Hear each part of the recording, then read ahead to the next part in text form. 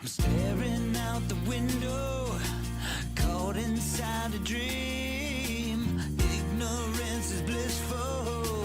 I'm feeling quite serene, 'cause I choose to ignore the suffering I'm brought. Doesn't mean it's not happening, it just means I turned it off. But I can't stop all the pain of the lives that are being lost. And I pray we refrain from winning it in a car. We need peace right now.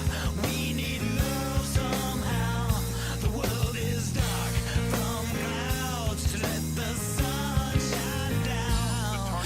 Just get up off the ground and Bombs rocked the city before the blackout. Woo! Welcome in for something new here. We're trying something new tonight. A little Corey Feldman talk. A couple nights ago, I was watching a man by the name of Dabbling Down Under, and the topic of Corey Feldman came up, and it is something I'm passionate about, but I've always felt it's kind of maybe a little bit oversaturated with all the Jim and Thems, the Bonfire. There's a bunch of people that cover Corey Feldman really well. But when Dabbling Down Under and his little crew, the Final Boss and I believe Werewolf of Sicily, when they were discussing Corey Feldman, it just it kind of hit me that there's this documentary that nobody talks about. You know, they talked about the My Truth. They talked about Corey Feldman versus the world. But it hit me later on. There's another documentary that really hasn't gotten a lot of heat. I don't think many people know that it even exists. The only people I've ever seen cover it are Jim and Them. It was a while ago, maybe about a year ago, and or maybe even two. And I'm gonna try not to do any of the same jokes or focus in and harp on the same stuff that they did. Luckily, my mind I'd only remember a couple things from their coverage, so hopefully it won't be too much of the same. Hopefully it'll be a fresh perspective if you've seen their coverage of this. But I think this will be fun. It's a documentary from 2021 called Corey Feldman Artist, in quotations, The Man Behind the Love.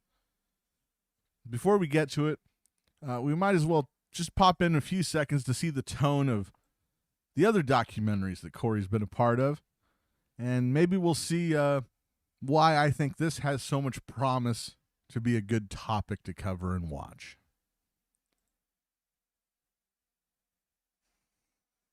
So if you don't have any Corey Feldman background knowledge, I'm going to try to keep it brief because, you know, most people coming in are going to have at least some proprietary knowledge. But in 2020, Corey had been crowdfunding for years to make a movie about the treatment that him and Corey Haim had growing up in Hollywood. He originally, I think, wanted $10 million. Matt Lauer on the Today Show kind of mocked him pretty hard. A few months later, after Matt Lauer got fired for his own sexual assault and stuff, whatever, harassment, the early days of Me Too, they brought Corey back as maybe like a token of good faith of like, sorry that we fucking, you know, raked you over the coals with Matt. Here's a chance to play your music live. And it bombed. It went viral. He became even more of a laughing stock. Came back a few weeks later, did it all over again. And that's all over YouTube. You can find the performances. One of the song that I opened up this clip with, the show, that's a did I do this right? Okay. That's one of the songs that he performed on the Tonight Show, or the Today Show, not the Tonight Show. But so he wanted $10 million to make the movie. It didn't happen. He didn't get the money. He got some, like he got maybe like a few $100,000. I can't remember exactly, but that was good enough. And then he promptly came out with this movie that was essentially a complete flop. Okay. We talked about the 911 call and your interpretation of that 911 call. Look at that little okay? curl of hair. Want to play it? You could hit play on this, okay? Why does he look? He does look like almost like a little figurine. Very uncanny. Like he could have been just an extra in Lord of the Rings. Those baby little shoulders. I mean, it's hard to believe that this is a man. What's the who's the guy that goes on like the Italian podcast? Artie Lang used to make fun of him. He's got a hormonal issue. He looks like that little guy. Mario Bosco. If you ever maybe if we do a post credits, edit in for all the references I make, maybe we'll throw in a Mario Bosco picture above. If you've heard the whole thing or what, just hit play whenever you're ready.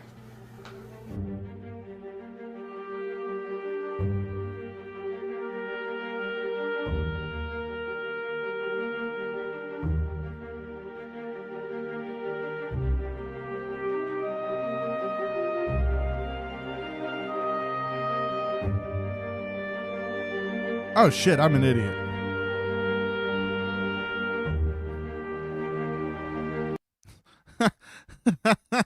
I didn't change it over. That's what I was saying when he looks like a little Mario Bosco. I'm an idiot. I should start this stream over. Jesus fucking Christ.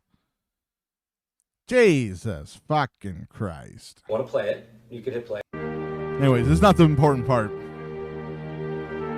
We'll cut that out in post.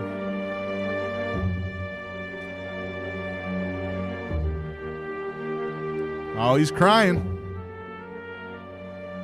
Tell me who raped Corey Haim.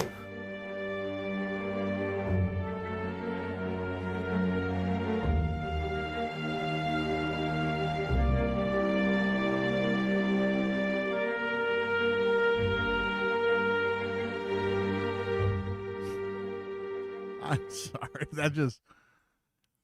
So we see here, it's supposed to be live March 9, 2020. Obviously, the next week, COVID. Fucking crazy. This was pre-COVID. One-time worldwide event screening, pay-per-view tickets available on 2/22/2020. Of course, 2/22 is a, I don't know, it was like a new number thing that he had with Corey Haim. And who knows if it's even really that real. I think there's some clips of them talking about it, Haim, but it's mostly a Feldman issue. Oh, he's such a dork.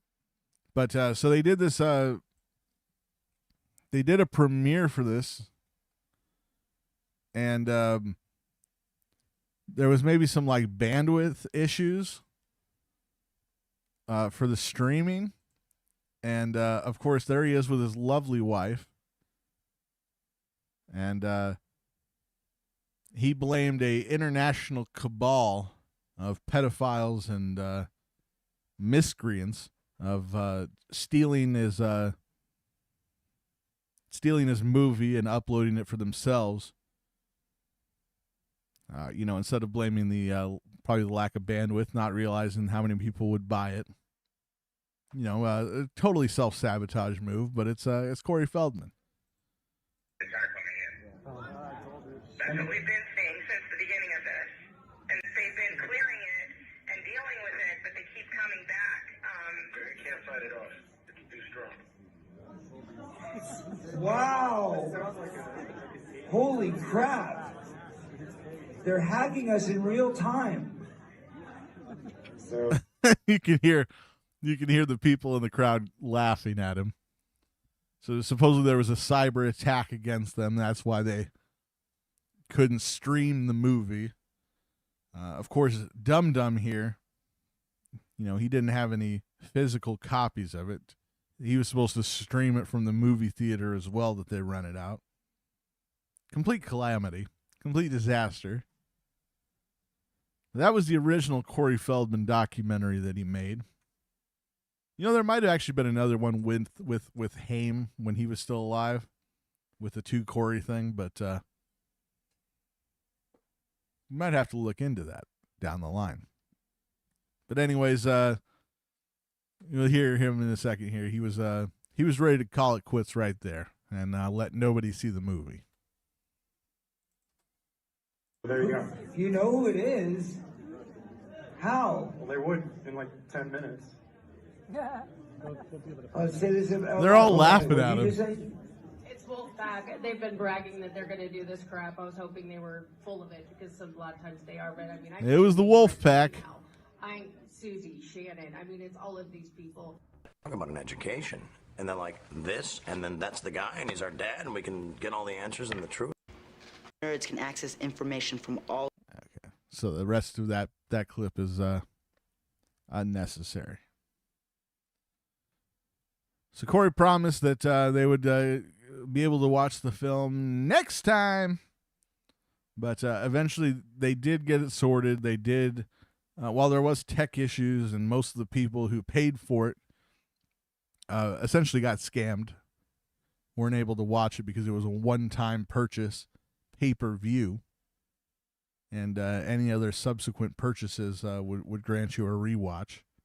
And Corey was, pretty stingy with the refunds when it didn't work. But then, late last year, 2025, early 2026, this film came out.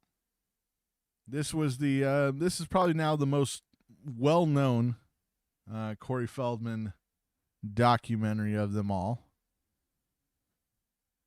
The other one might be more infamous, but I think more people have actually seen this one, which was called Corey Feldman. I said Corey Feldman Versus The World. And it was an inside look at like 2016, 2017 era Corey Feldman. This lady was there with them when they went on the Today Show. She was there for a lot of stuff. Marcy Hume. All right. Hey, Metal. If everything goes right, a solo light comes on me. A lot of people think, well, he had all these big movies in the 80s, and that was like his hot point, and now it's just kind of, him trying to stay in the limelight. Come on, guys, let's not spend all night in front of these lights. Look, this project is about to be like the biggest thing in the world. I never played the electric bass in my life, so. Is that Liv Morgan? If you're for the dark side, and you're a Satanist or a cultist, and you want to sit there and be dismissive about my art or what I do, Wait, where'd he go? It really is the worst album of the year. Oh, Fantano. I want to see the girls in the fucking outfit. About my Paused. art or what I do. Oh. It really is the worst. You want to sit there and be... Fuck. There we go. I mean, that outfit, though. I mean, come on. You're supposed to be going around the country with a fucking band of girls that don't know how to play electric bass. You're saving them from the streets, Corey, by dressing them up like cheap strippers. Oh, those are the worst costumes ever. And that one girl, though, I know she knows she's hot. Get it, girl. I like what I see. Not bad. About my art or what I do. What a dork. What a dork. Hold on. We got to see that. I mean, this isn't even the right documentary that we're supposed to be watching. Look at the light up shoes. They're wearing light up shoes. Oh, fuck. Oh, that's unfortunate. And you want to sit there and be dismissive about... Look at him. Jim and them calls him the Goblin Ghoul, and that is just... They nailed him on that one. They fucking nailed him with that nickname.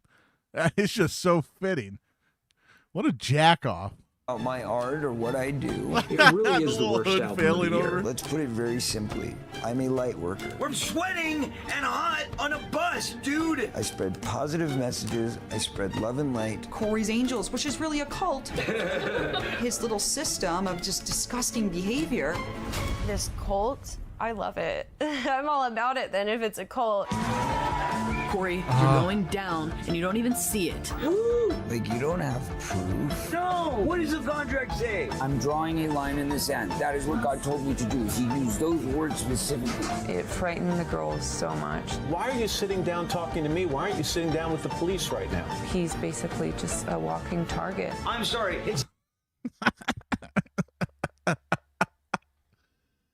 Oh my God. What a fucking, who does he think he is? Oh, you're Corey Feldman, bro. You were famous 35 years ago. No, I mean, what a, You know what? They won't know that it's a disguise. You know, I actually want to be seen by as many people as I can in public. But they won't know it's me if I just walk around. They'll think, well, who's that short Jewish lady? But if I wear the baklava and I wear a hat and these oversized sunglasses, they'll know it's me, Feldman. look at him. I mean, he might as well be fucking in Iran. That's a fucking burqa, bro. It's not a Lolita costume, it's an angel costume. It makes you look beautiful. Do you ever feel like a Lolita wearing your costume, dear? No, I don't even know what a Lolita is.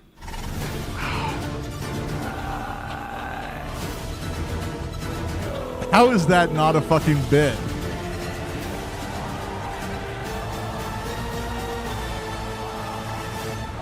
And that's just the way the cookie crumbles. His little suit. Oh, fuck. Oh, he's so cute. All right. Oh, fuck. All right, so we did the background on the documentaries everybody knows about. The Rape of Two Corys, Corey Feldman versus the World.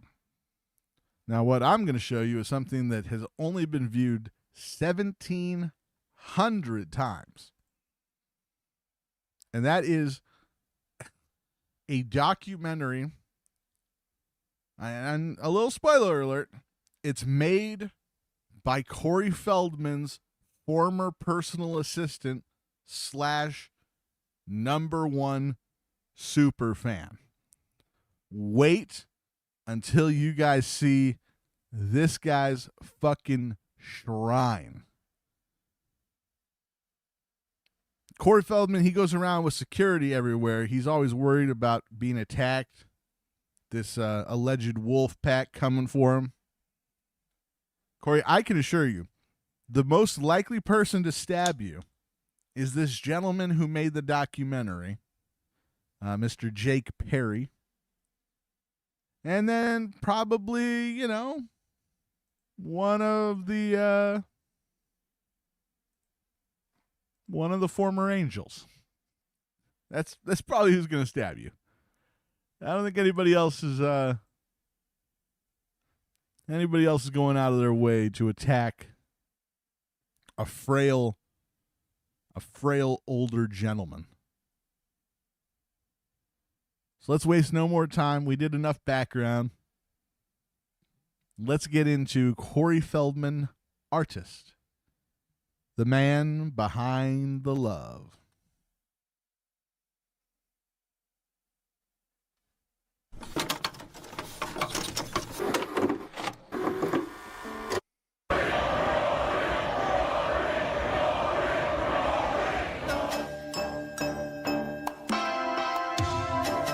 Oh, you know what? I didn't even realize. Okay, so Sci-Fi Records, in conjunction with them, True 22 Productions in association with Sci-Fi Records, Corey made this documentary himself, or at least funded it, or, got the backing for it.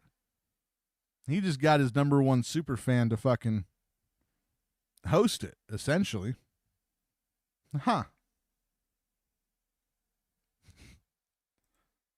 Oh, fuck. Imagine having to make your own Imagine making your own documentary about your joke musical career. I mean, it's ridiculous.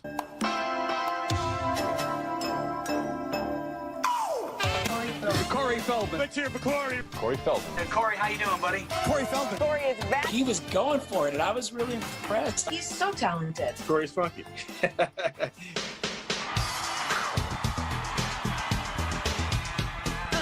The Kid, Corey Feldman on Kiss 96 FM. I mean, all of this stuff is from fucking. Is there one of these clips from 1990 beyond? He's been a child in 95% of this shit. When did he turn 18? He's probably 55 or something like that. How old is Corey Feldman?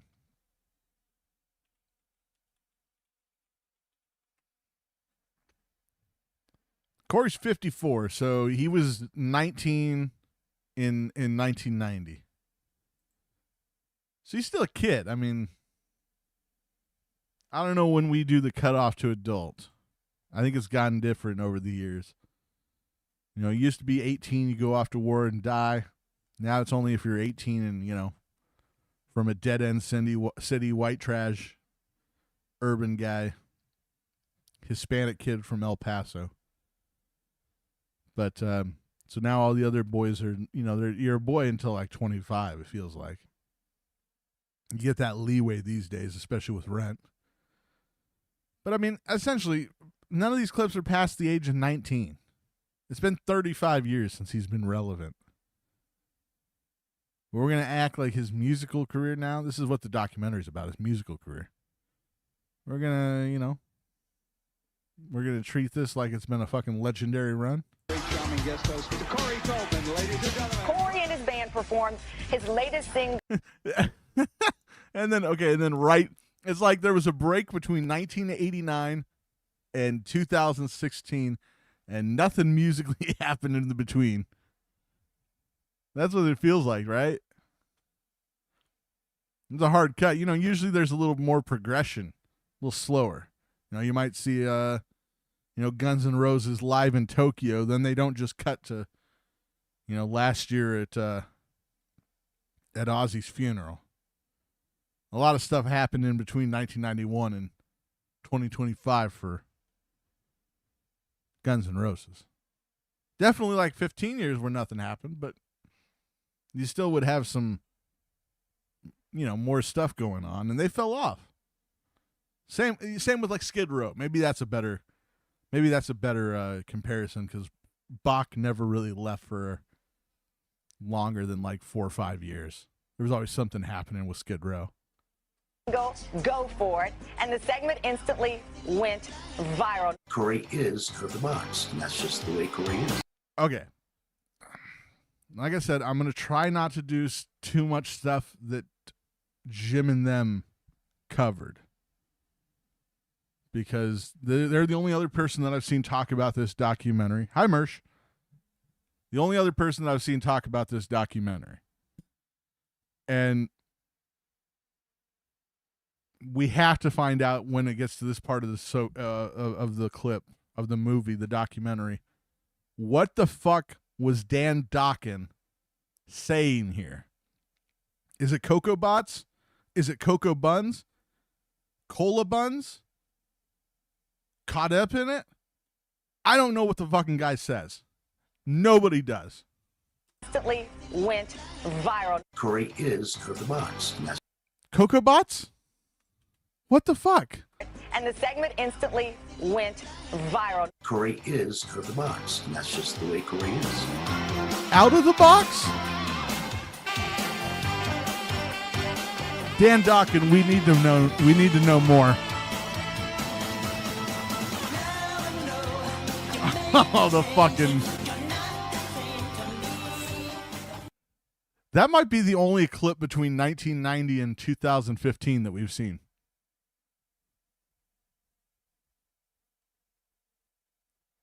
I mean, oh shit, that's okay, we're going to see in just a second. Yeah, it would probably be around the time of the two Corey's reality show, because as we're going to find out from this lovely man, Jake Perry here. He was the personal assistant for Corey during season 2. You know, not season 1. Season 2. Just season 2. And wait till you hear what working for Corey Feldman was. Oh, this guy. Okay, he rules. He rules. I'm sorry. He might be the star of this documentary. He truly might be the star of this documentary. I love this guy. I mean, there's no reason that this gentleman shouldn't be the next guest on Ray DeVito's program. Wait till you hear from this jackoff. Corey Feldman's a natural-born entertainer. He's one of the most popular child stars of the little 1980s. dancing. He's most well known for his acting roles in movies like The Goonies, Gremlins, Burbs, Lost Boys, and Stand By Me. But he's By the way, this is not like, you know, old footage from some girl's bedroom in 1987. This is this man's house. He has this shrine. He has all the Corey posters. Look at him. He's holding it up. This is his shit. This ain't a little girl's room. This is a middle-aged man's house. It's a shrine to Corey Feldman. Seriously, Feldog, run. He's gonna kill you. It's not good. also been making Look at that fucking jack off. Oh. Look at him. He's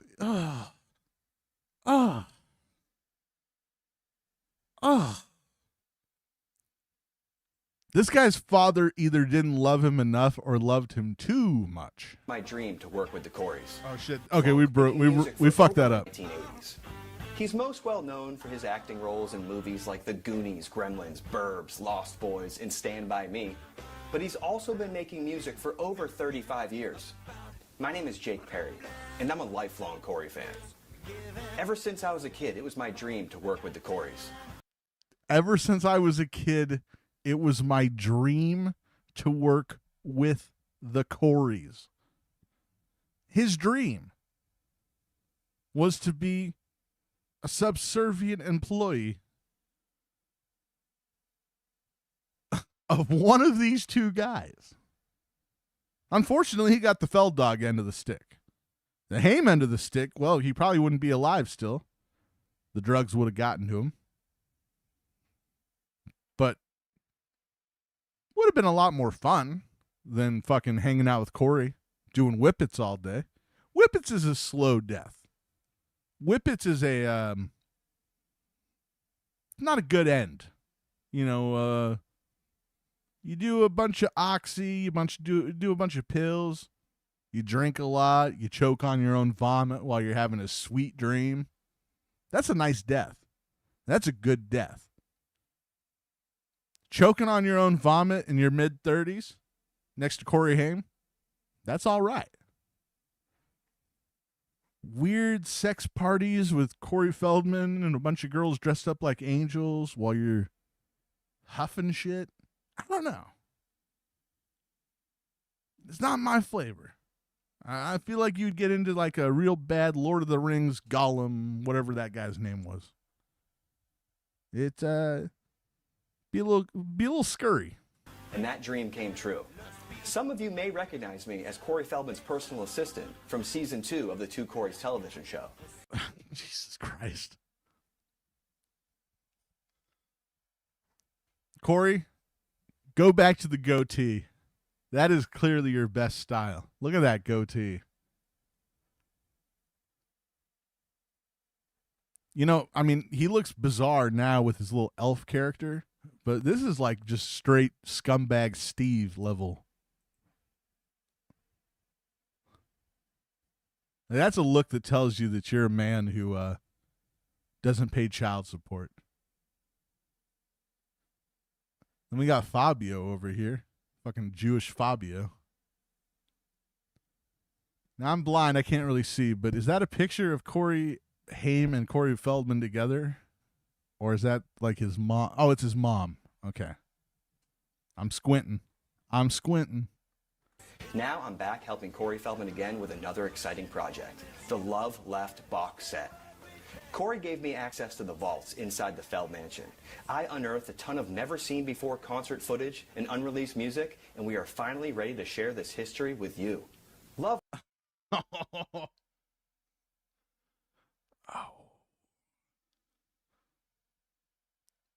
Was autism around when this kid was growing up? Because they might have done him a total disservice not getting him screened for the old tism.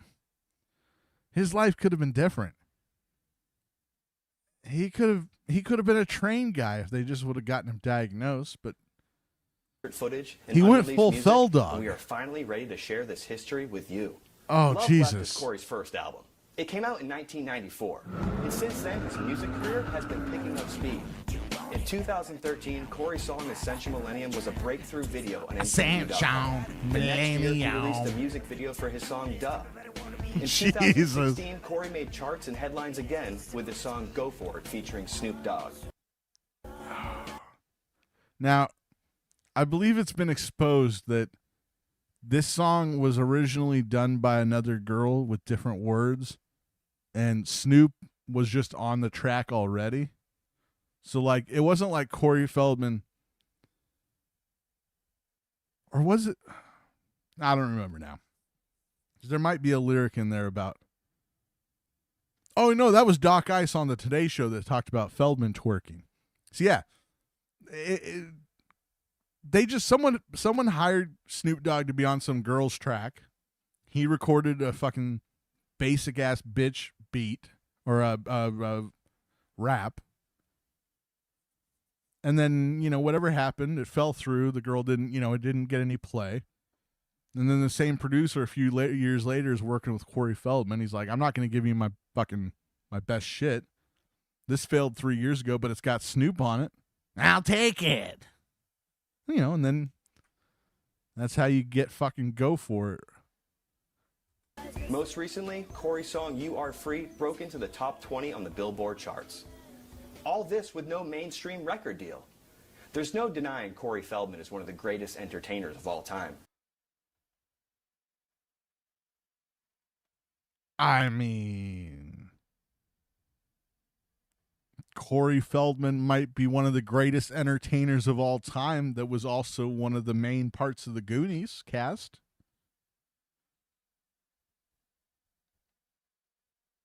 But Corey Feldman, greatest entertainer of all time?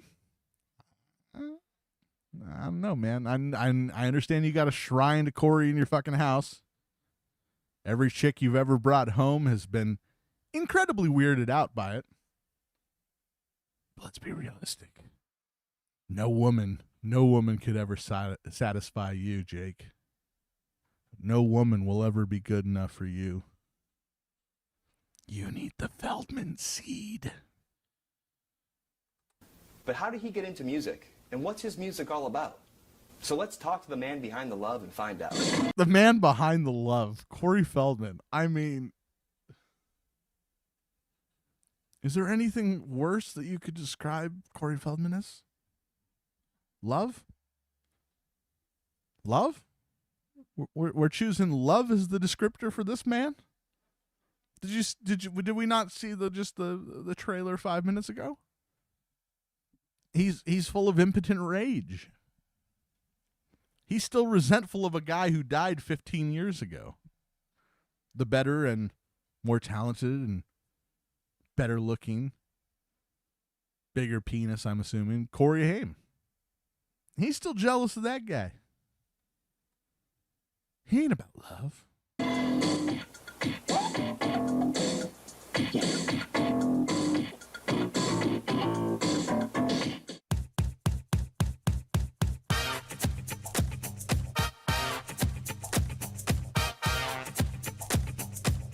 When did you realize you wanted to be a musician?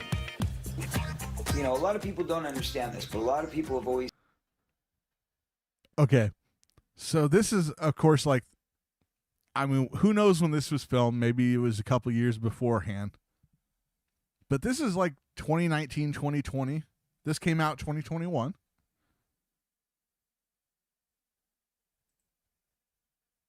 But This is right around the time that Corey was accusing Charlie Sheen of molesting Corey Haim. And now he looks exactly like if Charlie Sheen didn't take the HIV diagnosis that seriously. Like, this is what Charlie would look like, you know, had he not gotten on the antibiotics and the, I don't know what people with AIDS take. I'm assuming that I'm assuming something more strong than Advil. He said this is a very important thing, okay, if you're looking at the overall retrospective of my music career and how it came to fruition. Obviously, I grew up in a household with a father who was in a band, so there was always gigging, there was always jamming, there was always rehearsing going on in and around the house, and there was always musicians over. So that was our natural. I was going to say, what's with the porn music underneath the interview? But it's just instrumentals of Feldman. It's just instrumental Feldman music. You know, greatest entertainer of all time. Natural way of life. Secondly, my sister, being a few years older than me, had become a recent cast member of the Mickey Mouse Club when I was 3 years old. She was 7. And that was my childhood, was being around a father who's performing live on stage all the time and a sister who's performing live on stage all the time. So I felt like it was obviously natural that I would eventually end up performing live on stage. That said, I didn't get paid to professionally sing until a few years later when I did a TV movie of the week with Dick Van Dyke called How to Eat Like a Child. Shout out Dick Van Dyke. I think he's still alive. Almost probably 100. Which was a live broadcasted television special. The very first album I was bought was Kiss, Love Gun.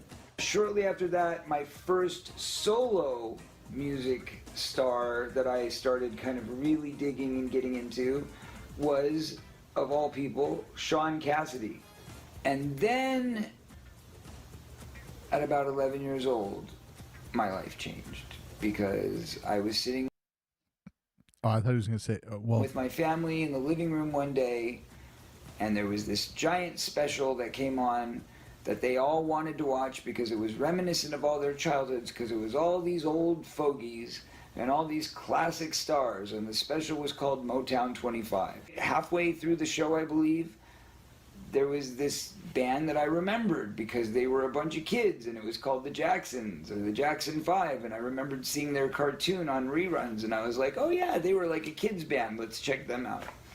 And all of a sudden I saw Michael Jackson perform for the first time. And I saw Billie Jean for the first time. And that was it. I guess that checks out, right? 1982? When did Billie Jean come out?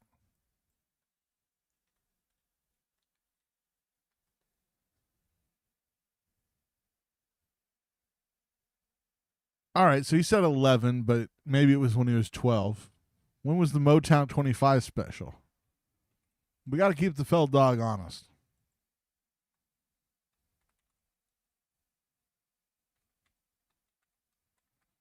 Probably could have done that faster. Okay, so 1983, March 25th, 1983. All right, so he said 11, but he was 12. He was 12. That checks out. First time he heard Billie Jean. Jackson was big though, right? Like, when did the first solo Michael Jackson album come out?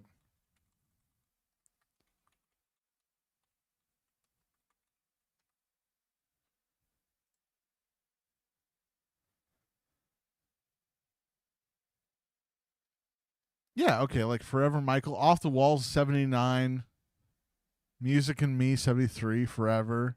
Yeah, I mean there was tons of albums before, so he would have had to have seen Michael Jackson before that special. I don't know what he's saying here. I don't know if this is just him fucking misremembering or him just, trying to seem cool. I don't know. Because when I saw that Weird Al was able to copy Michael Jackson and get a #1 hit with the same song, well, that was it. This is a miracle. This is how it works. That was how. All right. Okay. Good. So because Weird Al was able to just do a parody song of Michael Jackson, that made him go, oh shit, I can just copy other people's shit and be a star. How's it working out for you, Corey? How's it working out for you? I learned to write. I started by writing parodies, and I took the model of what Weird Al Yankovic was doing to teach myself. I was going to this place called Recording Star, which was like a little karaoke spot where you could make tapes of yourself singing other people's music. The lights are on, but she's not home. Your will is not your own. So I started. What? Why did?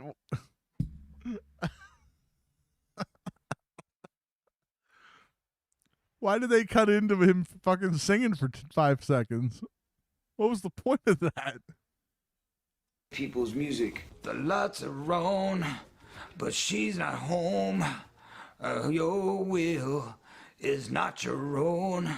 So I started editing my own mixtapes, and that was my first, really my first record. Nobody knows this. This is the first time I'm revealing this. It wasn't even in my book, but my very first record was a cassette of sketch tapes. I don't know why, but he claims to have been sober for like 35 years, I think, at this point.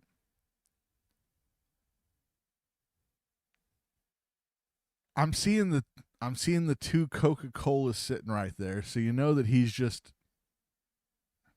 chugger. He's got a sweet tooth. And you see a lot of these little junkies. They when they're trying to be sober and they're trying to keep it together and not fucking go do whatever drug they're nodding out to. They like a lot of sugar. They like a lot of soda. They like a lot of candy bars. Just saying, a couple of Coke cans while you're doing this interview right next to your big recording thing. I don't know. Something's telling me that maybe the Feldog maybe he's having himself a few sugary beverages to keep the cravings away. And parody songs that I put together. Oh God, I wish I had this. And I took one of my headshots, my 8x10s from when I was a little kid. So I'm like, 10 years old, and I was leaning up against a motorcycle, and I've got my hair slicked back and greased. And I took my little 8x10 picture and I glued it in. I'm just looking around to see what he's got.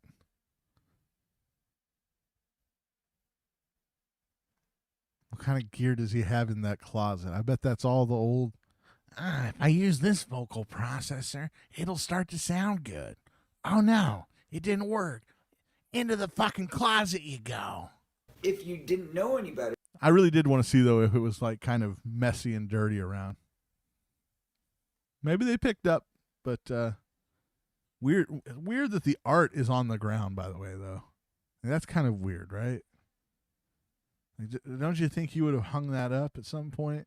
I don't know. Nice little spot he's got, though. I like it. Got the nice big MacBook with the big display, couple keyboards.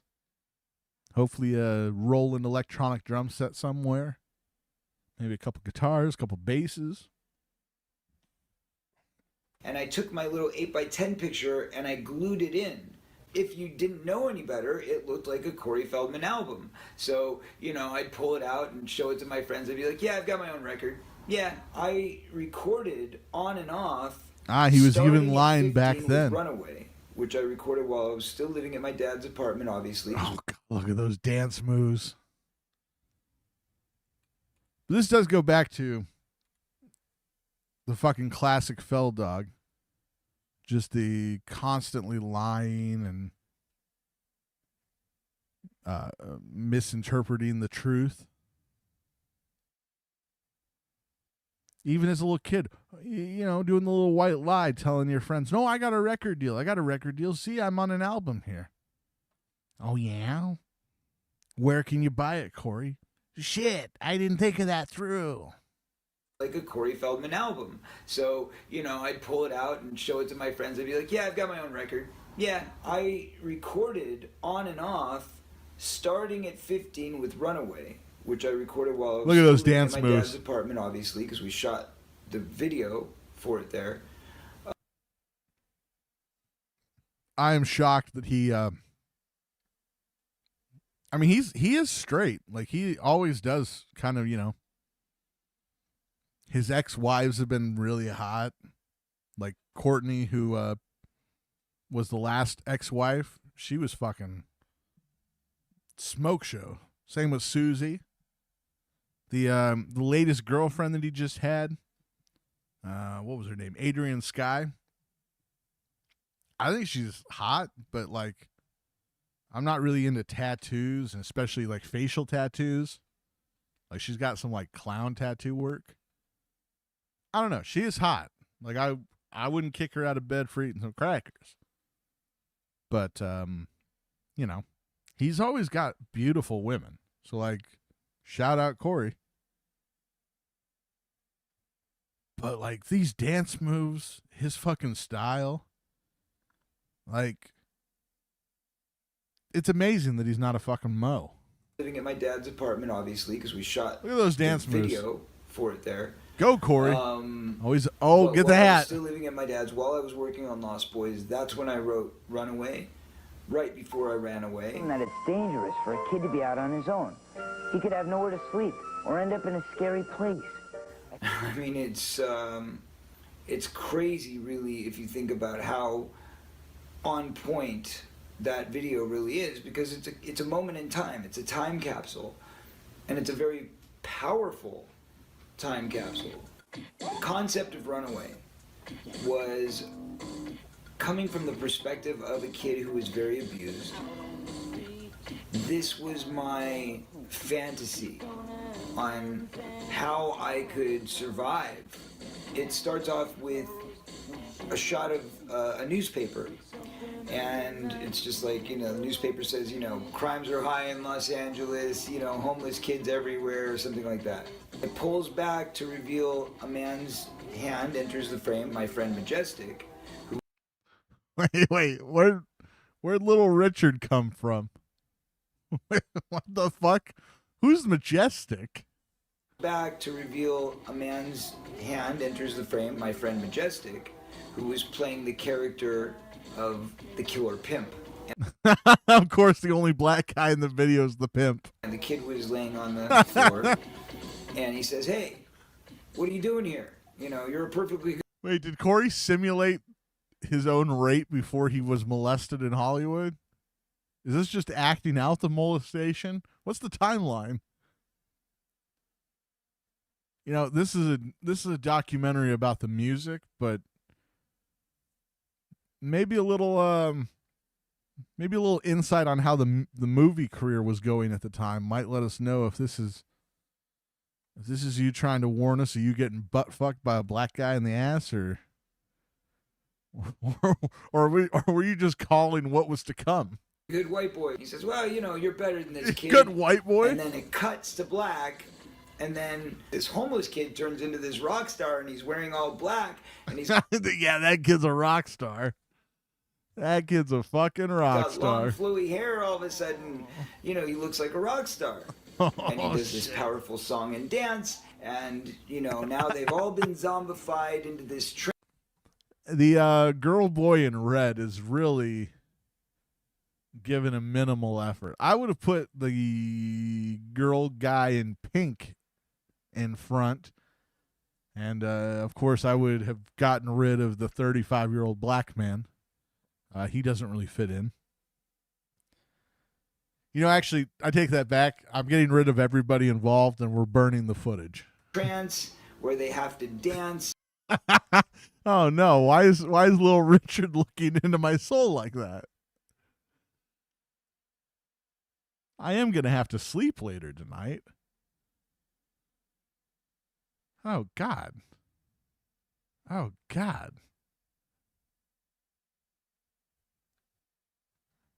He's right. You know what this music video was? This was actually, honestly, MK Ultra. He's talking about how the fucking guy put him in a trance with the look. I'm in a trance. Must destroy the United States. Must destroy the United States. The fabric of the family must not stand. I understand, Majestic, what my mission is. To destroy the United States. What the fuck? Terrifying. This was a child's music video idea? Haunting. And talk about the fact that they're all part of this big sex trafficking ring, which has been basically created with kids on crack that are runaways. I mean, he called Epstein Island, man.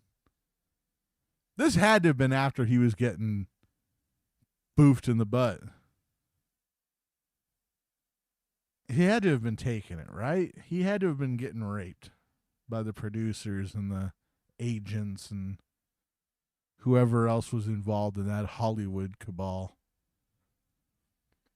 This is a nuts concept for a fucking 15-year-old to come up with.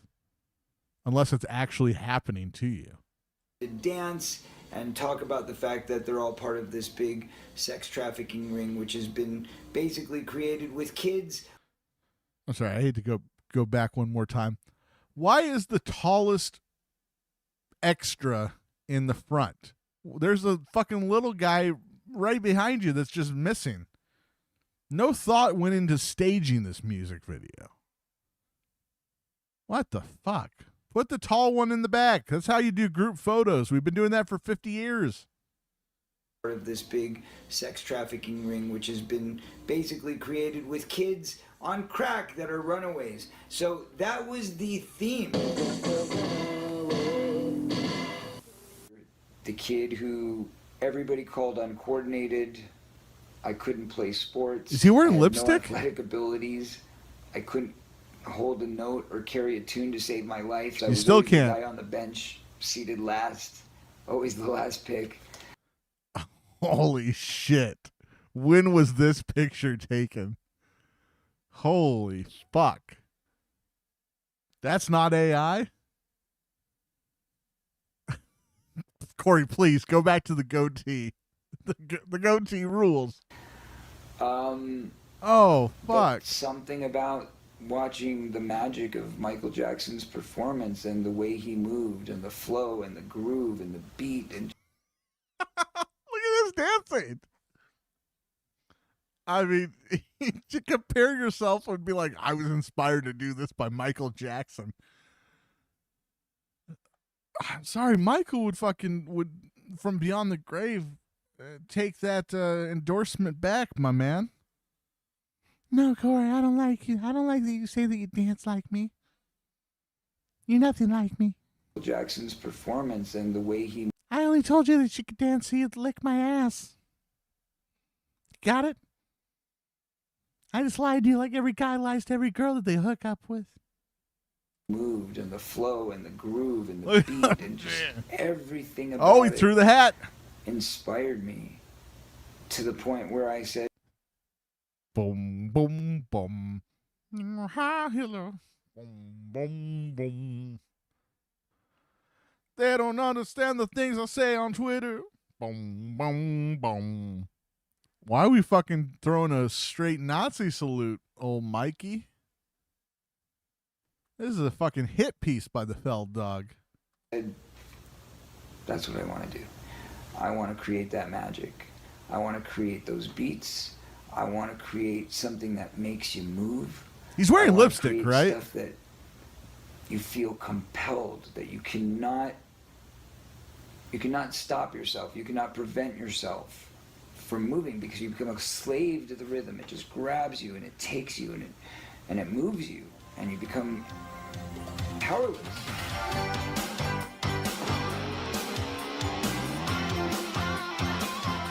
Inspired by the king of pop, Corey begins writing music for his album titled The Kid and records the song Something in Your Eyes for the Dream a Little Dream soundtrack. We made a deal. I was going to cut the song. I cut the song, did it with Michael Damian. He was great. He showed me a lot when it came to structure. We got together and we were recording some stuff together and having a great time. And I just know his love and passion for music is, you know, it's so evident. And it was one of those mutual things. We were all excited for that. We shot the video for Rock On. Trying to coordinate an album. How old is Michael Damian? See, this is what I should have Googled beforehand.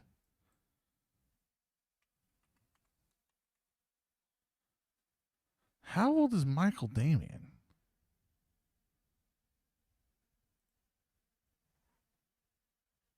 He's 64. All right. Where did the one go that we're watching? I mean, he looks 15, maybe not. Okay, maybe not 15. Oh, Corey's clearly dyeing his hair, by the way. So is this guy, actually. I take that back. Well, who looks better? Huh. It's Michael Damian. I mean, he looks better. I guess what I'm trying to get at now is who looks younger. The turtleneck is not helping us out, but maybe he knows that's a weakness, unlike the Feldog. I'm going to give it to Michael Damian. I knew he had to be older than Corey, but, like, I'm looking at him, and you could say that they were the same age, and I'd believe you. And if you said that he was 5 years younger than Corey, I'd believe you. Having a great time, and I just know his love and passion for music is, you know, it's so evident. And it was one of those mutual things. We were all excited for that. We shot the video for Rock On. Trying to coordinate an album and a soundtrack around a movie release. Hold on, let's just hear this song for like 15 seconds.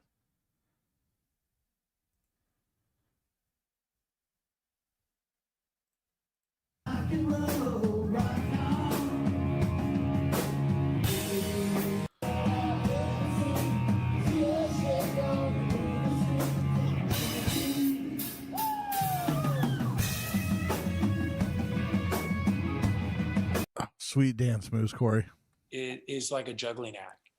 And Rock On really wasn't supposed to be one of the lead singles, just so you know. And that's when I started going out and doing, you know, shows to promote it. So we knew that the Dream a Little Dream soundtrack was going to be a big soundtrack.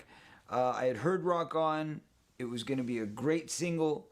Hey, kids, rock and roll, rock on. The only problem is we've pre-recorded all the music for the scenes because we had to do that first. And that's actually going to be Mickey Thomas from Starship. And so he's going to be the one that you're going to be lip-syncing as you do the scene. I'm like, no, I can't be lip-syncing. You know, I've got to sing for real. If I'm lip-syncing, people are going to think that I can't sing. Oh, man, you know, watching Corey lip-sync to my song while he's doing the dance is, you know, it always brings a smile to my face. Something tells me that they had to pay for a cameo to get him to say that. Did that not have cameo cropped energy? I mean, this is the documentary.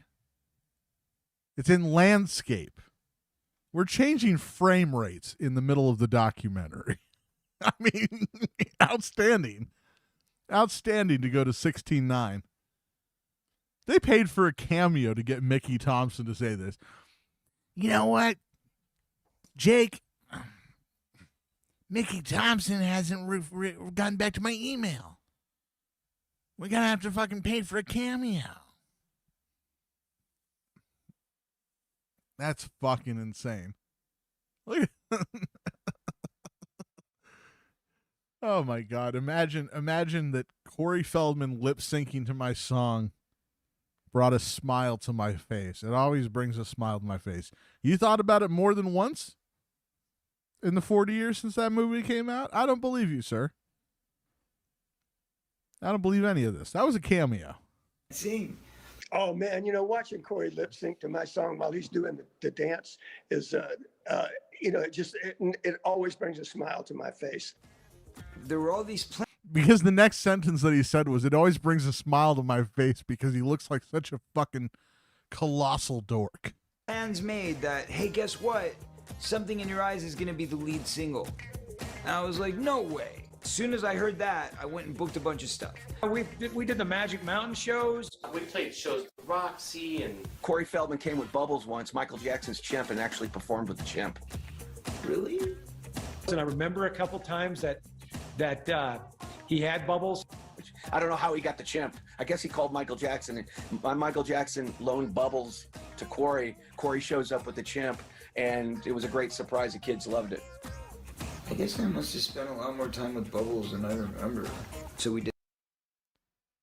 All right. What's going on with the smoke here? They rolling a joint? Or is that just Corey got a heater going?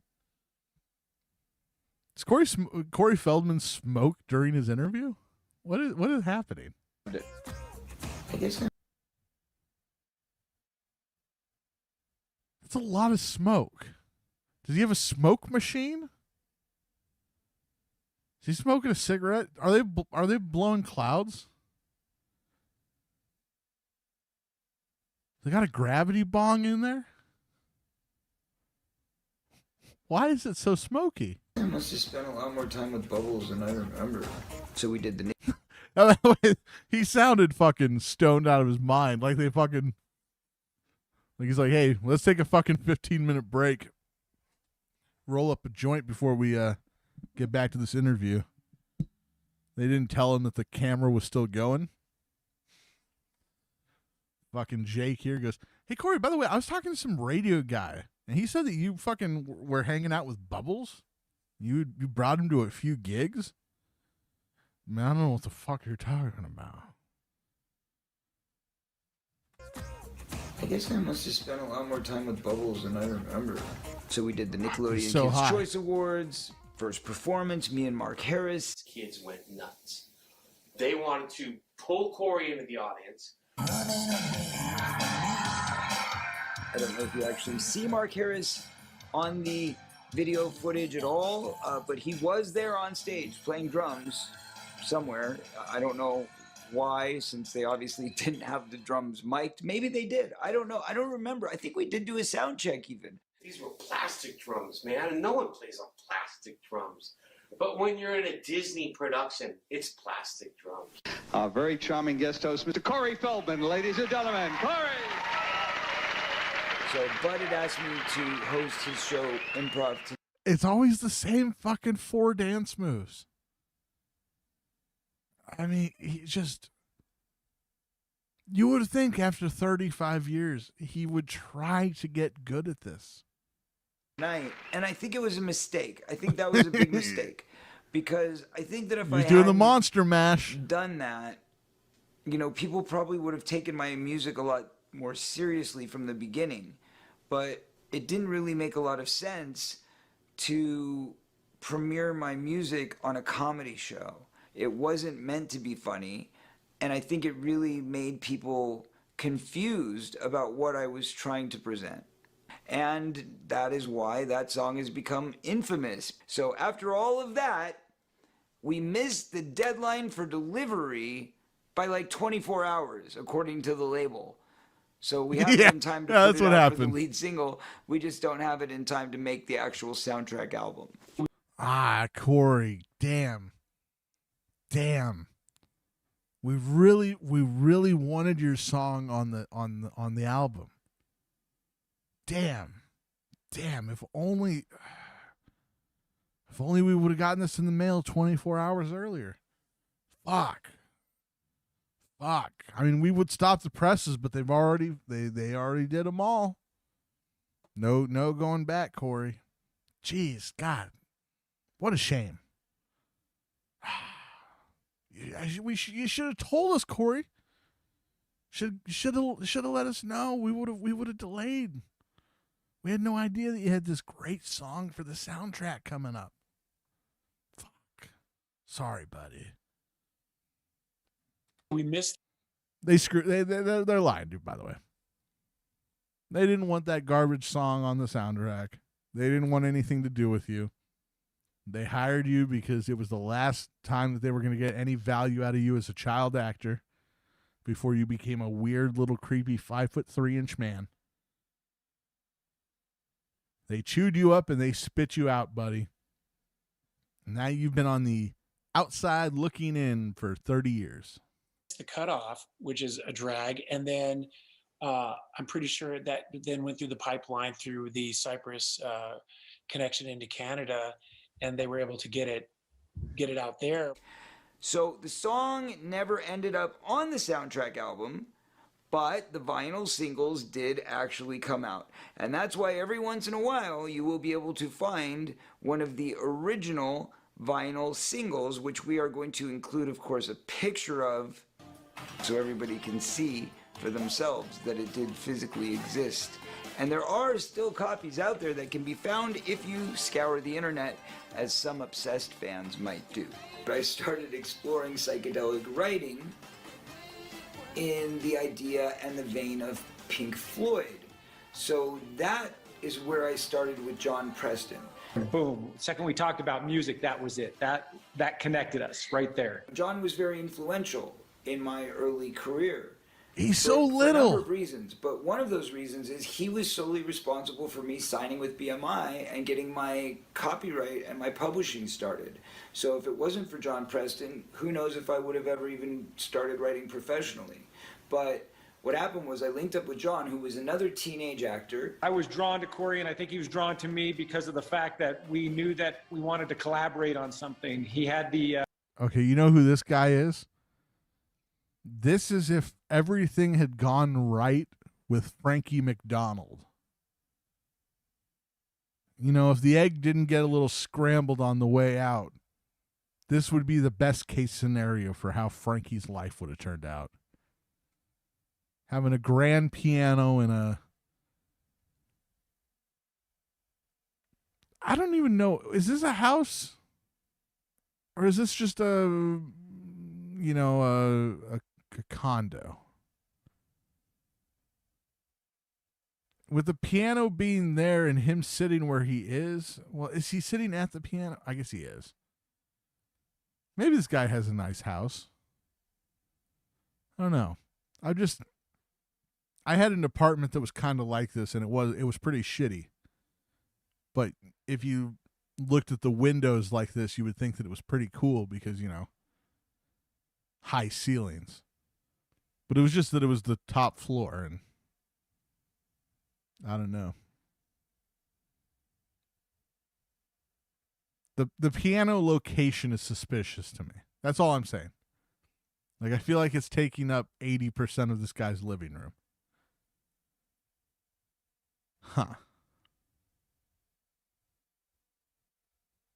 Are those candles on the piano? This guy's a douche. He had the drive, and he always inspired to get more and more into music. As much as he was a creative artist on screen, his behind the screen creativity was even bigger. It was 4 songs I think we wrote all together. The first one was called Life is Like Living in a Fishbowl. And we actually performed that song live at my very first full-length concert, which was at the Palace.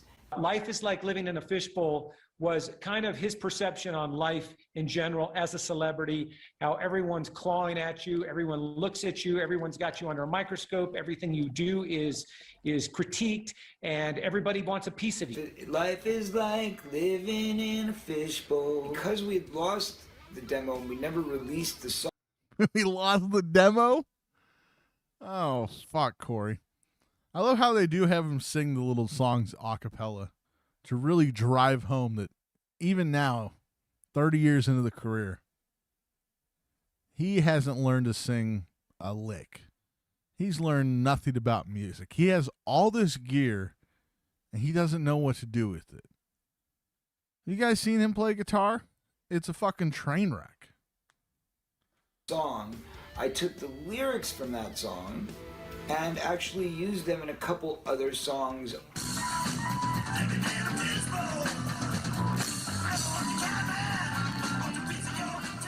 You're famous, you feel like you're literally in a fishbowl.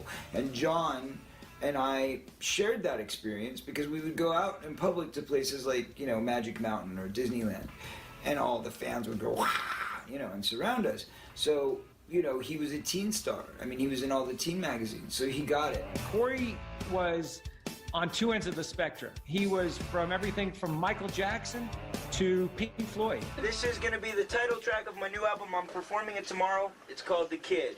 Kiss 96. Well, there's a new kid in town, and you're looking at me. Do you see what you get, and you get what you... That lady behind him right there, she's trying not to laugh. This is him first starting out, and they already were fucking mocking him. They had him on the radio channel because he was a fucking famous child actor.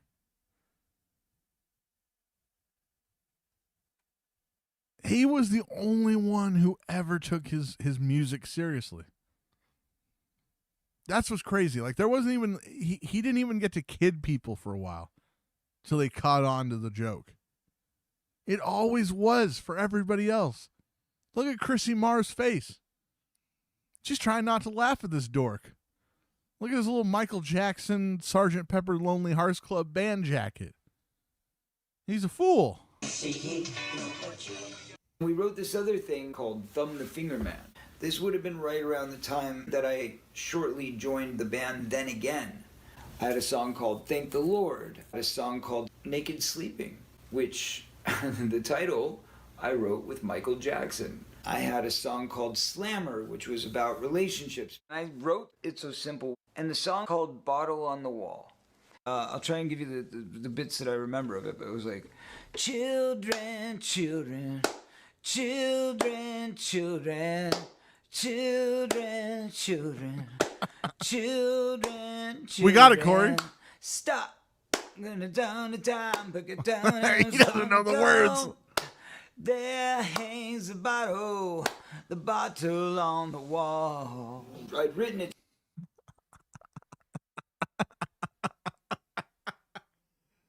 What the fuck? So Simple earlier, shortly after License to Drive. And I started dating a girl. She was the date of the guy that was cheating on Heather Graham. So that girl was a Playboy model. And I started dating her when I was, you know, I was only 16 at the time. But I started dating her. I'm telling you, this director guy rules. I mean, to self-insert that you have the poster from License to Drive, like it's, oh my God. And he's had that poster for 35 years, and it's been in every bedroom he's slept in. Oh my God. This guy has to be a virgin, right? Like, or maybe he's just gay. Maybe he's just gay. I hope he is. Jake, it's cool. I like you. You seem fine. This is wild, bro. To be just this obsessed with fucking Corey Feldman. Of all people to be obsessed with Corey fucking Feldman. When I was, you know, I was only 16 at the time, but I started dating her. Little eyes pop out. And she right back broke up. my heart, cheated on me. And I was sitting there in the hotel room. It was like the day that I had, you know, decided I was going to have to break up with her, and I was very depressed. And I started thinking about, you know, why do we hurt each other? Why do people hurt each other? And why, you know, why can't we just give a little more? Why can't we just do more for everyone? Why can't we be friends? Why can't we be friends? Care a little more. Why can't we and I think be it was friends? Self-introspective that Why brought me to can't that, we but at the be end of the day, it friends? came with a great message. It's So Simple actually started in the TV. Once again, back to fucking portrait mode. This is a documentary. The man behind the love. We got different frame rates? Different frame rates? Corey couldn't be asked to even just do landscape mode for his own documentary.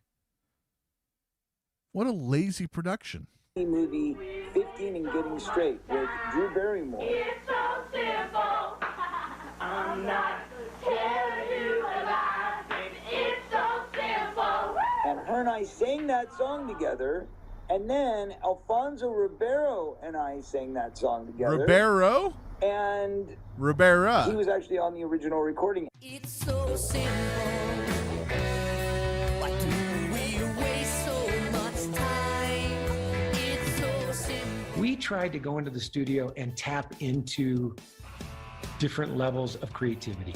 We go into the studio sometimes and go, let's drop acid and write music. Let's do shrooms and write music. Let's just smoke weed and write music. Let's do this and write music. And we would try to get in tune with different elements of music, and being young and being creative and having the capability to do that in a harmless environment. And what came out of those writing sessions was Rock Us Danny, which became one of the cult classics from Rock and Roll High School forever. So Rock Us Danny. They left that in. Look at his fucking rage. You're interrupting my very important talk about Rock Us Danny. The rage of the Feldog. You telling me this is the man behind the love? Look at that look. Gets interrupted by a squeaky door in his own home. He's ready to snap.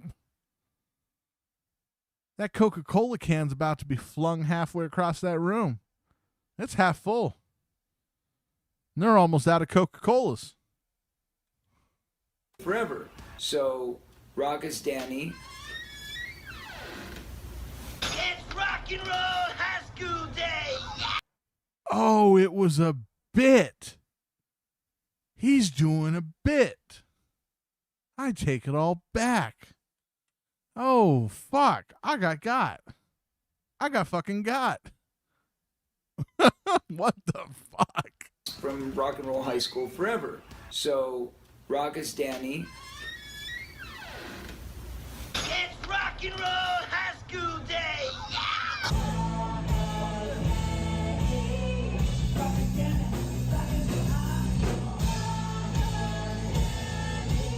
When I made the deal to do Rock and Roll High School forever, I said, okay, I'll do it, but the first movie was crap. I mean, it was, as a filmmaker, you know, you're watching this going, what is this? This is terrible. But for whatever reason, it was the greatest cult sensation in the world. It was on MTV every weekend. Rock and Roll High School, Rock and Roll High School. So, I mean, I was like, well, the Ramones did okay.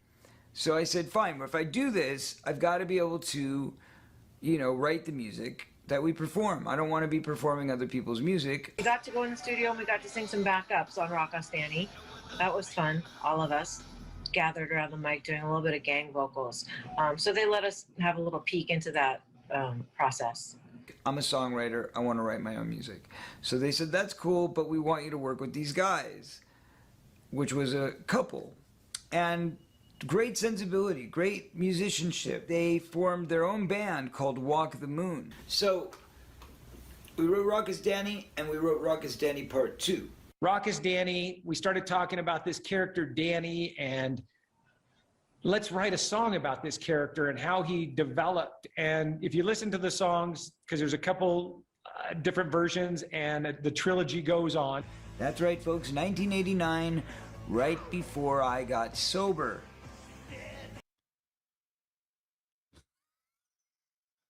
Right before he got sober. As we look into the eyes of one of the least sober looking people I've ever seen. Look at those eyes. He's fucking gacked out in the interview. God, his hair is fucking insane. That's an insane hairstyle for a fucking 55-year-old man. He is really trying to hold on to his boyish charm, isn't he? Right before he got sober, though, Corey, right? Uh-huh. Yeah. Yeah, you're not fucked up right now. Meaning I was out of my freaking mind. By 1990, the Teen Machine was running on empty. Corey's album The Kid is never released, and most of the songs are lost. But thanks to rehabilitation and the healing powers of music, Corey forms a band and starts working on songs for his first Truth album, Movement? Love Left. If you notice, I kind of went into this dark pit, which is obviously a big reason why I also never got that success, because I went into a dark hole from the time of rock and roll high school until I got out of rehab. I had lost everything. I had lost my car, I had lost my house. Then once out of rehab, then, kind of hanging out with all the sober musicians and started recording demos with Mark Caron. What's up with you? What's up with you? Corey's music is very unique to Corey. All right, now that's a head of hair. And finally, it's the first time that we've had an interview with someone in a while who's not in portrait mode. Not a little TikTok 16:9. This is a market improvement. The entire film shouldn't be cutting back and forth between different screen resolutions. I think I've been saying frame rates for this entire episode. It's not what I meant. I meant screen resolution. But I'm an idiot. You know that already. I can hear his influences pretty clearly. He's got a lot of John Lennon in his music. He's got a lot of Michael Jackson in his music. How dare you? He has a lot of Pink Floyd. In fact, fuck you. I always felt like he kind of wanted me to lean in that direction on guitar. Then that formed into him introducing me to Alan Tiemann. Al T-Man. I'm a guitar player. Oh my God. I love how every person he introduces us to is just a guy that you could have met at a Home Depot. I mean, nice shirt, bro. Nice studio. I love the keyboards. Is that an American-made telly? Or is that a fucking... Did you have to sell them in the divorce? And now you got a Mexican Strat. Fuck. Budget Stevie Richards over here. And bass player and studio guy. And Alan Tiemann, of course, his brothers Howard Tiemann and Eric Tiemann also started working with me. How determined was he to put a band together, to get an album going? I was all a blow. Why is this guy covering his face up? What's happening? That's the best way to... Everything was... This guy doesn't want any stink of this on him. I will agree to the interview. I'll even let you come and do it in person. But my God, let me respect my anonymity.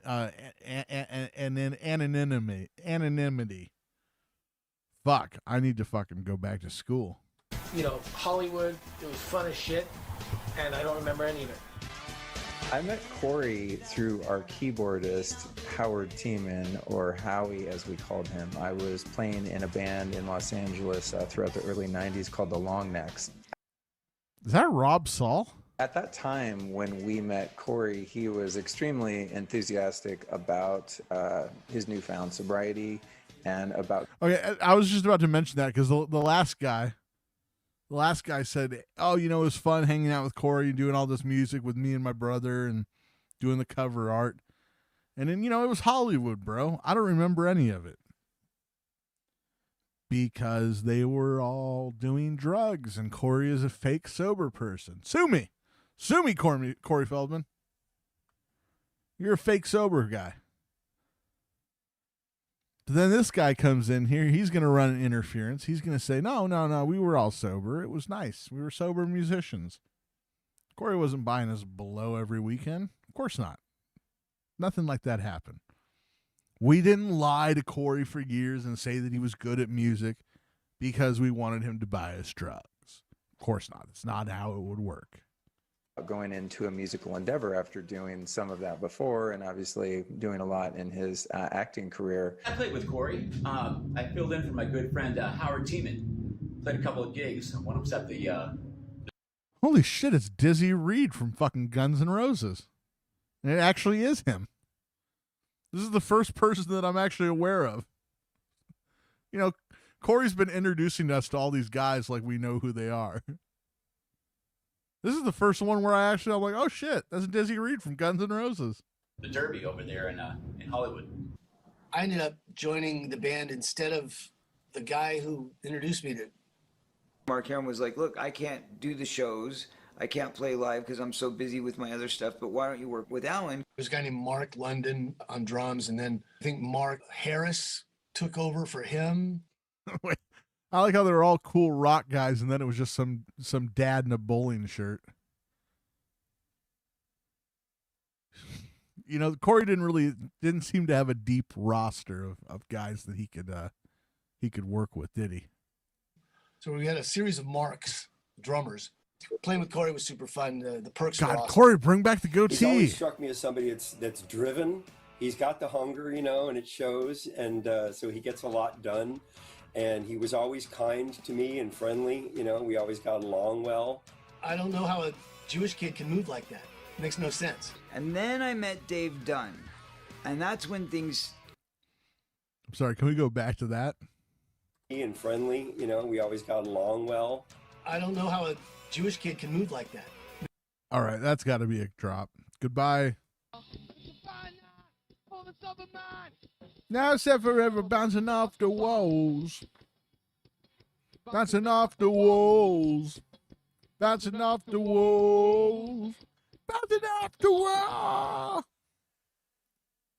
I'm sorry. I didn't know a Jewish kid could move like that. You're getting added to the sound drops, buddy. You're getting added to the sound drops. 2430. Mark it down. I got it. Makes no sense. And then I met Dave Dunn. And that's when things kind of moved up a notch. And boom, there you had it. The first Corey Feldman band was born. And we played gigs. We went out and actually did shows as a band. And that was the first time I did that, other than the few shows that I did, like the Palace, which were one-offs. Corey Feldman and I ended up doing a few gigs together, the Derby, and then we also did the Hollywood Parade. That's me and Corey. Michael Jackson did offer me a very powerful opportunity. Why are they dressed up like fucking 1930s gangsters? Why are they dressed like that? This feels like, all these pictures feel like AI. That's fucking insane. Why are they dressed? Opportunity. After I played him What's Up With the Youth, and that's the only song I ever played him, I took him out to my car in Palm Springs. Jack, we just wanted to take this moment to say hello. Hello. And we're in Palm Springs. And this was a big deal because up until then, the only times I'd hung out with Michael was as a little kid, where he was driving. It was his car, and I was going to his house and all that. And this was now I'd just gotten out of rehab, and I was a man, and I was sober, and I was seeing Michael as an adult through sober eyes for the first time, and I played him What's Up With the Youth. And he got so excited. You know, this is a really nice. This is a really nice picture of Eugene Levy as a child and LaToya Jackson. Fuck. You think, by the way, that once he was an adult and he was hanging out with Michael Jackson, the roles got reversed? Do you think then Corey became the top and Michael took it? Or do you think just like the olden days? Just like back in the early 80s. Do you think that old Feldog was still giving up the ass? By the song, he was like, Corey, this is amazing. This song is incredible, Corey. I'm telling you, I can make it #1. And I'm like, you want the song? And he's like, no, I don't mean for me, for you. I'm saying you could get this all the way to #1. I could walk you in to Tommy Mottola right now, and I could get you a #1 record. I could walk you into CBS and present this song and do it. And I was like, oh, really? That's really sweet of you, Michael, but I don't want to ask you to do that. And he, You should have gotten Michael to do that for you, buddy. If you're not in line, hindsight being 2020, if Michael Jackson actually told you that he could make your song number one and make you into a star, you probably should have taken him up on the offer. I'm just a saying. he goes, well, you're not asking. I'm telling you how to do it. And I'm like, you know, I appreciate it, but I always wanted to make it on my own. And I felt like if I was ever going to do it, I would do it on my own. And I don't know, I would feel like if you did that for me, I would just be, you know, riding on your coattails. He's like, okay. Bad business move, eh? Maybe not. At least, maybe not. No. Don't karmic this. Don't karmic this. That was a bad decision. You don't get to have it both ways now. That actually would have happened, if you're not lying, you made the fuck up of a lifetime not taking him up on that offer. That was your reparations for getting tagged in the ass as a child. You understand that, right? That was the payment back for letting you be used like a pocket pussy by the king of pop. Who knows?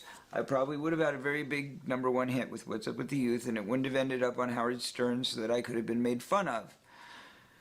But, that said, it's probably the reason why I didn't include it on the Love Left album. I think that what Howard Stern did was so embarrassing and made it look like such a joke. Embarrassing. I think that what Howard Stern did was so embarrassing and yeah, what Howard did was made it embarrassing. look like such a joke that it actually got. Yeah, Corey, you got set up. Let's hear for Corey right now with the song. Let's all start dancing, baby. Go ahead, Corey. You didn't know this was going to be a goof when he's shaking his ass like that? Corey, there's a little midget on stage with you. Of course this was a setup.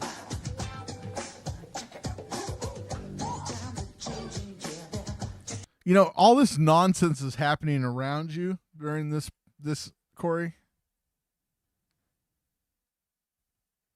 There's a lot of nonsense happening around you. And you're still the most embarrassing and captivating figure around. I mean, Howard took off the wig and is wearing, booty shorts, dressed like Right Side Fred. There's a midget in a hula skirt. You're still the biggest clown. There was some hot chicks there, though. That's for sure. God damn.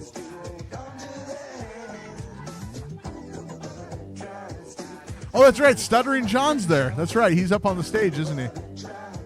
Or was he, where was he? He was on the right, maybe? Yeah, there he is. Fuck, Robin. Robin, man. Not bad. I mean, you know, she looked. When did Robin look her best? Never mind. We're getting distracted. But I don't know. I like some chocolate in my life. If you catch my drift, I like a little chocolate. And Robin, big old hangers. Got me to not include it in the album. That's the truth of the matter. Even though Michael Jackson told me it would be a #1 hit. So I guess I still had some self-destructive patterns left, even though I was out of rehab. I look at some of the career choices that I made at that time and I go, wow, what was I thinking? That was a decision I made on my own, and I think, you know, I kick myself for saying no sometimes. Who knows what would have happened? But the important lesson for me was that I wanted to feel like I wasn't another person there in his life to use him. I felt like he probably had so many people that were just taking him out to their car to play him a song so that they could get something out of it. I wasn't doing that. I wasn't doing it to get something out of it. I just wanted his opinion. And that's all I needed. And for Michael Jackson to tell me that my song could go #1, that's pretty much all I needed to hear. Voodoo. It was around then that I did a movie called Voodoo. Now, while I was working on the film Voodoo, I became friends with Donald Borcher. When I first... Is that not Bobo? The dog, your dog got in the way. What the fuck? Is that a witch hat? The more I look, the worse this one gets.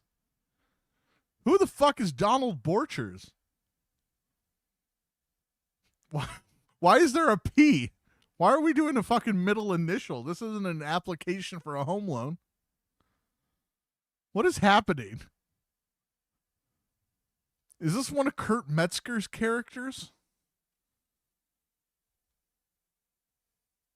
On the film Voodoo, I became friends with Donald Borcher. When I first started to talk about this album with Corey, it was a determination that was equivalent to a certainty. And so I thought I'd put up the money. And okay.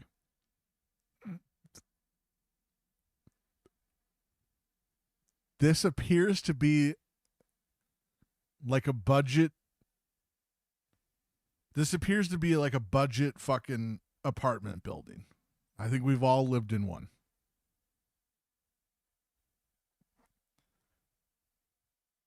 But he's in front of his window and those fucking cheap blinds that every shitty apartment has.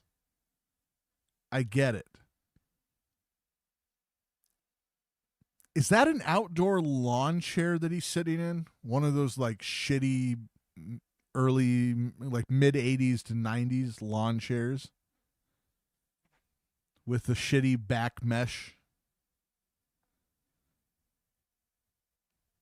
Is this Donald P. Borcher's character recording his interview from a lawn chair inside of his studio apartment in Century City?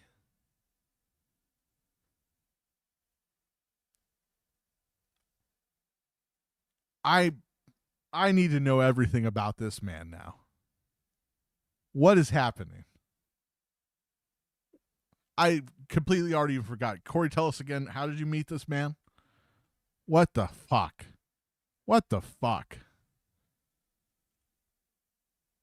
What is happening? With Donald Borcher. when I first started to talk about this, Of course, the fucking font is just so terrible and blending in with the backlight. That's Donald Borchers. Oh, he's the producer of Meatballs 4. Meatballs 4 and Voodoo. This guy's a producer? How much was the budget of this film? $1,600? this album with Corey, it was a determination that was equivalent to a certainty. And so I thought I'd put up the money and get it finished and printed and make a few thousand copies so that he'd have them when he did his personal performances. He could sell them in person, that kind of stuff. I mean, I've got a bunch of songs. I could just slap them together and make a record. So he said, okay, well, you... You know, that's what you want to hear, by the way, when someone's making a musical album. I got a bunch of these songs just laying around. Why don't we just release them all, even though there's no cohesive, theme? And we'll call it an album. Do that, give me some artwork, and I'll put it out. I'm such a... All right, once again, let's go back here. Why is Corey Feldman on the cover of his Love Left album? Why is he looking like the AI handsome rendition of MKE? Some artwork, and I'll put it out. I'm such a fan of people who set a goal and execute it. And to me, that was what Love Left was. Corey wanted to do this album. I love so that I the wanted to help him compliment get is it out. he had a goal and So he we did had it. 1,000 CDs That's what I like ready about to the be made, album. and I'm like, okay, so I go start, looking through my stuff, and I'm like, I need, 10 songs. I got to put out an album. So I then grabbed whatever 10 songs I could find, and as it turned out, I could only find about 6 that were, in decent enough shape to actually put on an album. I wrote Perfect Woman, Lethal Lolita. Lethal Lolita? Oh, fuck. All right. Color me intrigued on that one. What the fuck is Lethal Lolita? I don't like the name of that at all. Oh, fuck. There it is. All right. Corey Feldman, Lethal Lolita.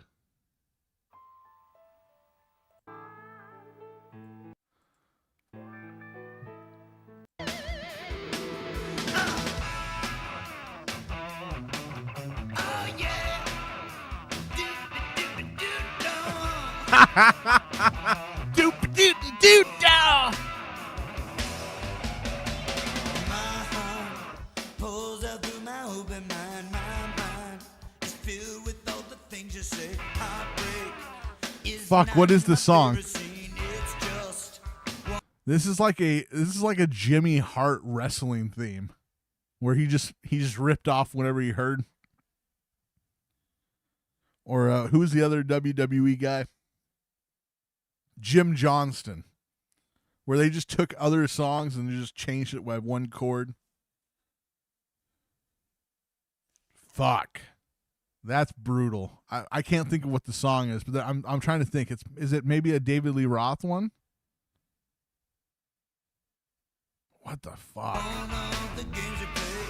Now I don't want to tell you that I've been thinking of you. By the way, this is terrible.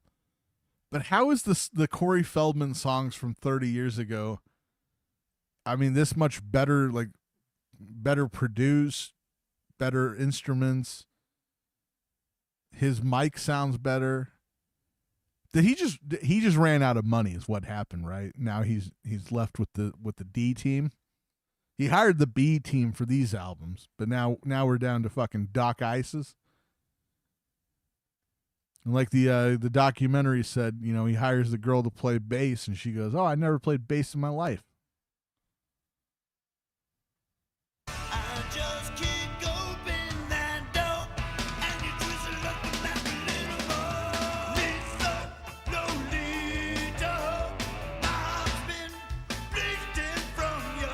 Lethal. What David Lee Roth song is that supposed to be?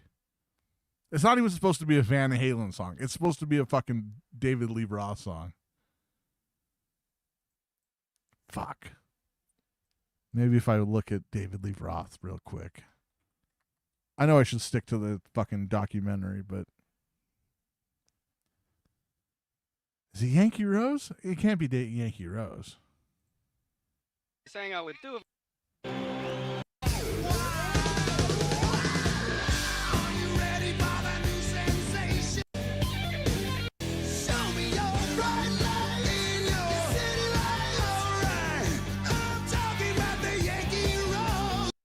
Is it Yankee Rose? It might be Yankee Rose. Fuck. One too far. Fuck, one too far again. Oh, I'm an idiot. All right, it don't matter. It don't matter. We're going back. And Walk. As a trilogy for my ex-wife. Listen to the album. What story does it tell? Well, okay, you start off at the beginning, it's Perfect Woman, right? It's like, oh, I've got this vision of this perfect woman. This is love. This is my idea of love.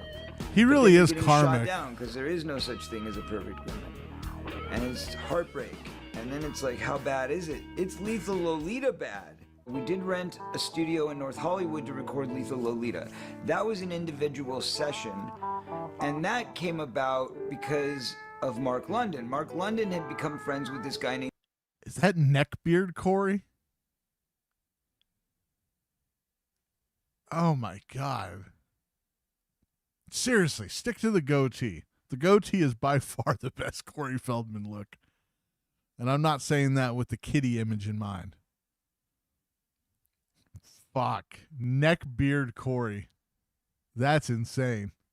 Larry Handelman. And Larry Handelman was like this real smooth talker, fast talker, shuck and jive kind of guy. And he was like, I love your music. Your music is great. We're going to produce you. We're going to make you the biggest rock star in the world. Da, da, da, da. I said, I'm game. Let's do it. So I wrote this great song, Lethal Lolita, which I thought was a great rocker. Just chugs along, you know, and it's got really some balls to it. And, you know, you feel it. It feels like a terrible breakup song. You know, it's like one of those songs you just want to scream at your ex-wife as you're grabbing your clothes and running out the door. That's the song. I mean, that's what it is. That's what the emotion is. Oh, we're going to get him to play a little Lethal Lolita. Dirty, I'm not going to swear, but you know what I'm saying. We got blessed with this magic phone call from my good friend Gavin Menzies, the guitar tech to all the AA guys. And since I had just gotten sober, I knew all these AA guys. Well, Gavin and I were friends, very good friends with Sam Kinison. Sam knew every rock star there was. Here's the lead guitarist from Whitesnake, and here's, you know, the guys from Guns N' Roses. And Gavin started guitar teching for all these guys. So he was in with everybody. So he calls me up and he's like, what are you doing? I'm like, I'm in the studio. I'm working on this great track. I need a monster guitarist. Anybody that you could think of would help. And he goes, well, I'm with Lita right now. Would you be interested in having her do it? And my jaw dropped. Lita? From WWE? The chick that cheated on the Hardy brother, the one that isn't cool? That Lita? Are there any Litas in music that can just go by one name? Oh shit, is it Lita Ford? Is she younger? Who is it, Corey? Come on. Let us know. I'm confused. Is it Lita Ford? Is she that old? And I'm like, Lita Ford? Oh shit, it's Lita Ford. I'm like, yeah. And literally they showed up 15 minutes later. I turned it on, I played it for Lita, she fell in love with the track, and the first thing she said was, you know, it'd be really nice if there was like an opening piano bit. You know, if there was like some kind of like really nice mellow part of it, you know, that kind of like eased into it. And I was like, it's so funny you said that, because I was actually thinking exactly that. Like, oh yeah, dig that. Picks up the guitar, just starts crying, wailing on it. You know, all that stuff. Amazing. Amazing. Well, what happens then? We learn how to grow. Oh, so okay. I thought this was actually leading to him getting Lita Ford in the documentary. They probably couldn't afford her cameo. Oh, we learn how to move on. We learn how to walk away. Oh, you gotta walk away. Gotta walk away. And then we got into the racism thing with By God. You are justified. Wait, he really is just going song by song and giving us the full biography. Wow. Remember, these are all songs he just, he was trying to find 10 songs for an album. This was just a hodgepodge coming together because he wanted to release a record. No thought went into actually how he was going to, build a cohesive album. It was just, I got 6 songs that I already recorded. That's enough for an album. God. It's about. Oh shit, we got a new look. They did a different interview day. Here's different. We got some big sunglasses on. Are those lady sunglasses? God, he is so bizarre. Continue in this country. Why do we continue to act like it doesn't exist? Why do we continue to ignore it? And when are we going to just call it out for what it is? It's bigotry. And as a Jew, I see fascism when it's coming at me. I didn't have any reason to hate any particular group or any particular type of person. All I knew is that I didn't understand the hate. I didn't understand when people would be racist. I didn't understand how they could feel that way or see somebody as different because of the color of their skin. It didn't make sense to me. But I want to do capture that emotion and encapsulate it with the vibe and the feeling and the ideas behind the song. After not hearing it for a long, long time, I sensed that our keyboard player, Howie Tiemann, might have had something to do with that progression. You know, at that time, most of the songs that we wrote were kind of in the blues and R&B 1-4-5 sort of pattern, and having Howard in the band really, for our band at least, helped us create some more complex compositions. Well, what else is going on? What else do I love about this world? Well, I love doing concerts, I love performing, but I'm a bit depressed. They tear you down, expect you not to cry. I think this might actually be my favorite Corey song. Bow down, bow, bow down, bow down, bow, bow.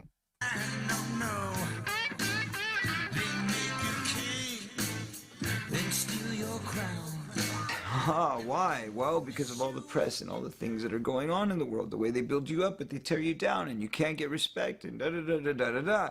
Okay, well, let's look at some of our leaders, some of our heroes. Look at what happened to John Lennon. Look what happened to River Phoenix. All because of the media. Boom. So we're talking about the media in my life. We're talking about how they've kind of started. Wait, I thought we got lashing past out this at me, part. and I used to be the golden child, but now I'm a I thought we already went past the sobriety thing. What are you talking about, Panhandler? bad guy, all because I did some drugs. Uh-oh.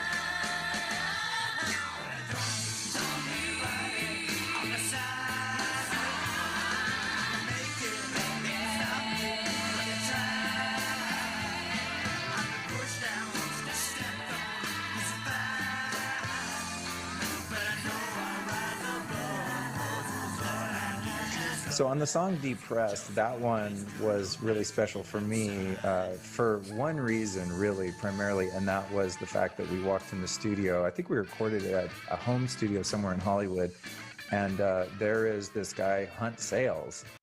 Oh, yeah. Yeah, everybody knew that. And for anyone watching this who doesn't know who Hunt Sales is, which would probably be people that aren't musicians, if you've heard the album or song by Iggy Pop, Lust for Life, Hunt and Tony Sales were the rhythm section. Tony Sales being the bass player, Hunt being the drummer. So I walk in and they're like, yeah, here's Hunt. I'm like, Hunt Sales? Yeah. Who And are so these that people? was one of the... This is like a behind the music of like Pearl Jam and like Soundgarden, Nirvana. We all know who the bassist is. We all know Dave Grohl was the drummer. We've never heard of any of these people. We never heard of any of these people. And yes, I did tell Mersh. I felt bad for him. He was getting played. I told him after it was like revealed that everybody knew already. I didn't like blab beforehand. Honestly, musical highlights of my life. Scampoli was already live when I told Mersh, throwing it in his face. I just didn't want Mersh to find out from fucking Pod Awful. Is that a crime? Maybe. Do I like Mersh? Not really. This song is a much funkier sort of approach than a drummer like Hunt Sales, I think, was used to playing. And I've not heard him play anything that has this kind of push and pull, funky R&B rock feel. When you love the one you're with, you've got to tell her. When you know how to give to. Has there been one song so far of Corey Feldman's where it's the same like the same genre or even like the same sphere of music? Like, I get it. You want to branch out, you don't want to just do like one thing. I like that. I'm with it. But there's no cohesion between any of these songs. There's nothing shared. It's just like whatever he felt like butchering in the moment is what every song becomes.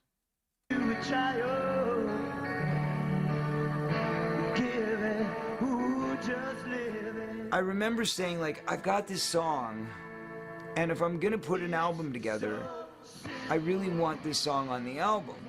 but we've got to update it because this old, drum machine isn't going to work.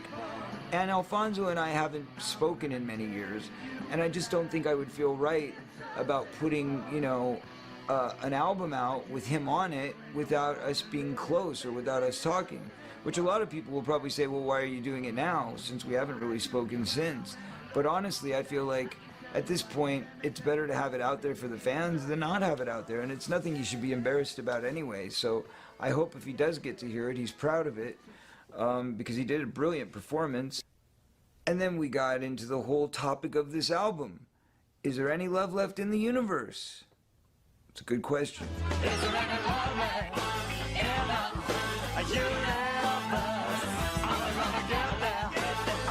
We got to be. He's doing the robot and Iggy Pop in the same performance. And I know I've said it a half a dozen times, and I'll say it a half dozen more in the same episode. Corey, go back to the goatee. That is a fucking amazing look. You look like such a scumbag with that goatee. It's incredible. It's the best thing I've ever seen. You don't look like a fucking little hobbit fucking deranged little doll. You look like a fucking scumbag. I love it. Go back to the goatee, my man. Creative, and I think it really stood out on that track. Not because I'm on it, on the left track, but I thought it was pretty dynamic. I just listened back to it after we had spoken, and I was like, wow, that was pretty good. And then we did Dream a Little Dream 2.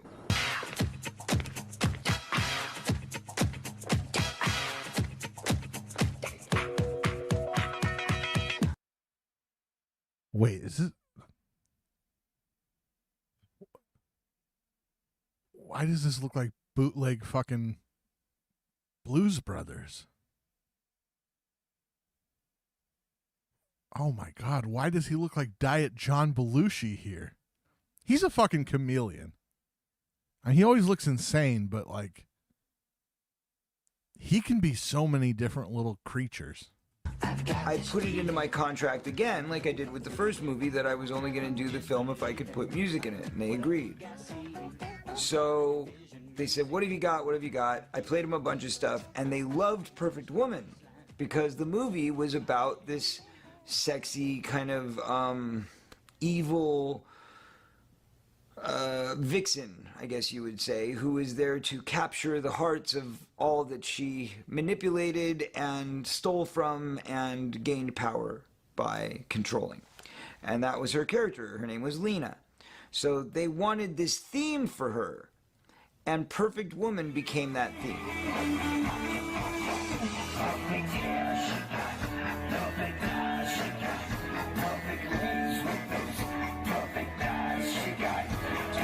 His little leg kicks didn't get on the camera.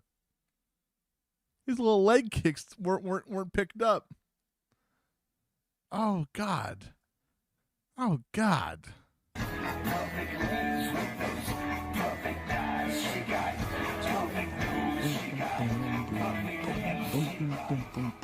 So Dream a Little Dream 2 is probably my greatest musical contribution ever to film, because literally the whole film is composed with my music. We go in to do Feeling Funky, and then we get to the dance sequence, and it was like, I remember the producers coming to me saying, we need a dance sequence.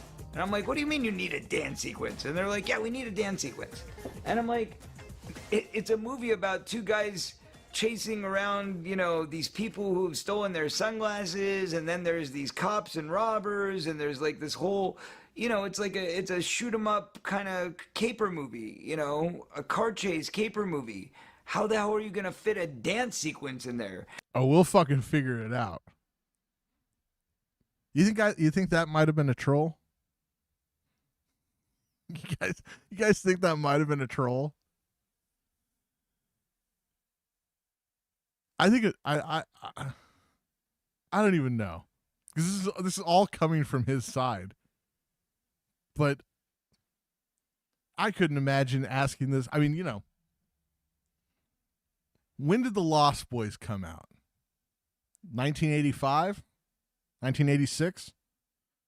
Whenever that came out, that would be the last time that Corey Feldman would be required for any movie role, in my opinion.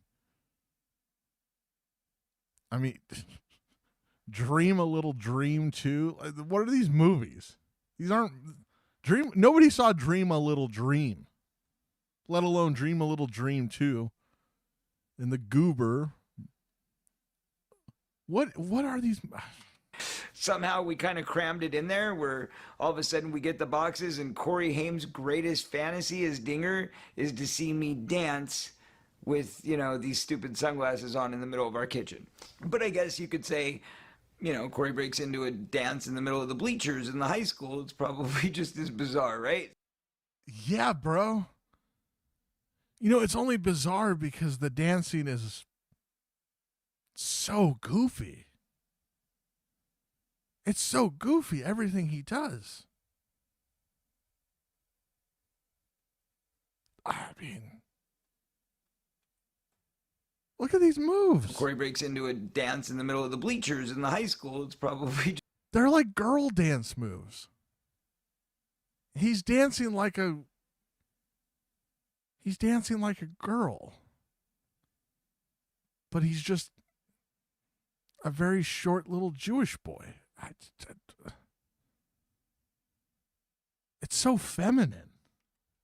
Say, you know, Corey breaks into a dance in the middle of the bleachers in the high school. It's probably just as bizarre, right? So there you go. And he's dressed like Woody from Toy Story.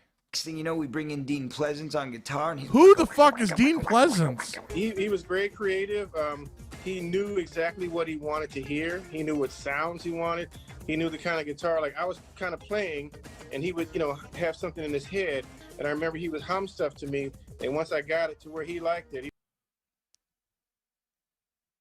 I was going to say, is this guy outside of his shitty house? But it's a green screen. He decided to green screen himself and put himself in front of a shitty home.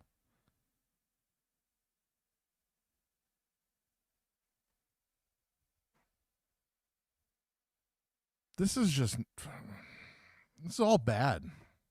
He was like, okay, that's it. Like, that's the part, you know. All that funky guitar. I guess that's me. I'm the funk guy, you know.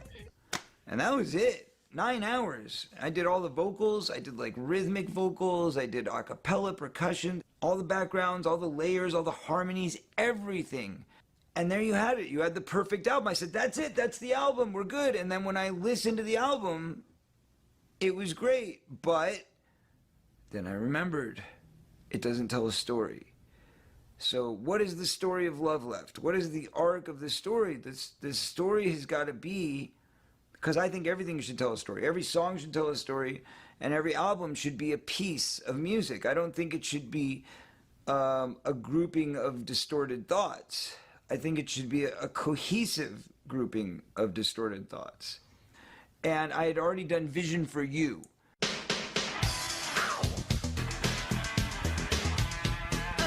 Because I had met with a guy from Motown who had heard my stuff and loved it and said that he wanted to make me the next, you know, the white Michael Jackson. And I said, okay, well, that sounds great. As long as I'm not using Michael to do it, I have no problem with that. And they said, look, we'll do it as a demo. If we decide to sign you, then it'll be one of our first songs in your catalog. If we don't decide to sign you, then you can have the song as a gift. Fine. So we made... This man is high. I got nothing else right now but to say that this man who claims that he's been sober for 35 years is 100% lying. This guy is fucked up. Made Vision for You. They decided not to go forward. Mark Karen came in and played on that song as well. But we ended up not making a deal. I kept the song, so that gave me the ability to put it on the record. It's so simple if we want to change it. And I'm the one who's got the vision. I can see it. It's right here. I've got a vision for you. The message was all there. The story was all there. That's why we're here. We're here because of the love left from you, the love left in me, and the love left in the world around us that we can pull from. We can pull from that energy to engage and expand the love for others. just to walk you through how the process happened that we made this whole thing. All right, let's. Okay, so now we're getting into the box set. So if you don't know, this entire documentary, this entire behind the scenes of the music, this wasn't just for the love of the game.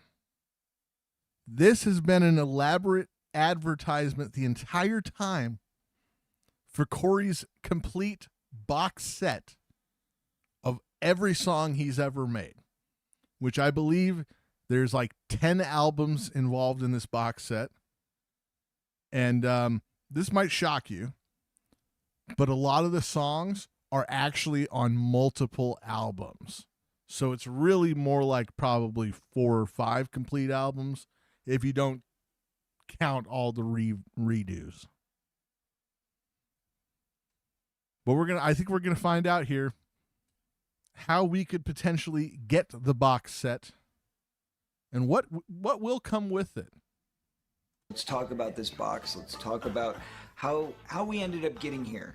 It all. Look at those shoes. Why did you film the shoes?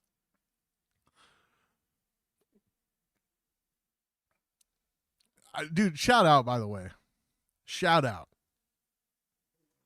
That this guy pulls pussy dressed like this. By all account, or by all meaning of the word, good for Corey Feldman. Wearing platform pink little shoes, little dance looking shoes. Still can get like LA 6s and 7s, looking like this, dressed like this, acting like this. That's a fucking accomplishment. Started with a conversation with Don Dokken. I ended up finding. All right, now we're going to get into this Don Dokken thing. You guys remember Dokken? You know, Dokken was a band that when I was like a child, and by child, I mean like, I don't know, 11, 12, 13. It's like before the formative teenage years. I always assumed that the name Dokken, it just seemed scary to me. So I never really listened to Dokken's music. And then as an adult, I've heard a few Dokken songs, and that shit is fucking royally gay. Now here is poor Don Dokken in his fucking house. What's Don Dokken's net worth, by the way? Let's find out. I know he's in his 70s now, but what's fucking Don Dokken? He still got some money, or is he in the fucking poorhouse? Don Dokken's estimated net worth around $8 million as of 2025. You know, $8 million bucks. That's for fucking being Dokken. Not too bad. Not too shabby. And it looks like he just kind of maybe lives in like a normal house. Because like that's just, you know, it's like a normal, I guess, like, well, depending on if this is a fucking living room or a bedroom, I guess. Because like if one of these doors goes to a bathroom, you know, then like this is like a mid-size, I don't know, like it's not a mansion by any stretch of the mean. But like, you know, not everybody with money needs to live in the fucking biggest house possible. So if he's just happy living here, that's fine. But like, well, okay, wait, the guitar's there though, so maybe this isn't a fucking, I don't know what's going on here. Yeah, 8 million is rich, Metal, I agree, but it's not, it's normal house rich. And especially like if you're in LA or somewhere like that, you're $8 million net worth. You're not going to be having a, you know, palatial estate in Beverly Hills. You might just have like a normal house out in the valley. No, Dan Dokken's probably got a pool. You know, maybe there's one of those celebrity real estate things. Don Dokken house. Let me find out about it. Don Dokken cleans out his garage and finds a treasure. Oh, recently bought a house on, oh shit, okay. Bought a house in New Mexico on 13 acres. When's this from? When's this interview from? September 6, 2020. It's all right. You know, normal house. Okay, because this was 2021, so maybe he's still living in LA when he recorded this, or maybe this is the new house in New Mexico. Either way, he's got 13 acres. He's just chilling. He's living his best life. Shout out Dan Dawkins.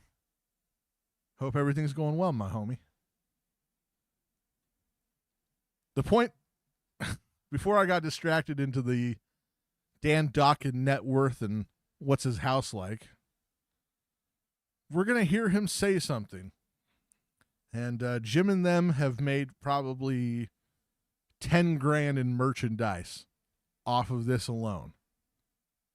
We have to figure out what the fuck he says here about Corey. Is it Cocoa Buns? Is it Cocoa Bonds? Is it Out of Bounds? Is it Bouncing Off the Wall? What the fuck does this guy say here?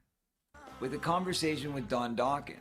I ended up finding, 8 reels of tape in my garage that were like 35 years old, and I ended up making a record called The Lost Tape, 78 to 1980. And I told him, how I was going to take these tapes and I was going to go and take all these old demos that never saw the light of day and never came out as a Dawkins album. And he said, oh man, I'd like to do that. And he said, I'd like to take all my songs that I've done over my life and put them all together and compile them all together. And so I just thought I'd help him out as a brother and say, look, give me the tapes. Let me try to save them, bake them. The fact that we got these superb, clean tracks was amazing. So we were really excited to get almost every song from the album. We found a few surprises that we didn't know we even had. We didn't even know they still existed, such as the original recording of It's So Simple, the demo, and the original Rock Us Danny and Rock Us Danny Part 2. He's faking playing guitar. He's faking playing the guitar. Part 2.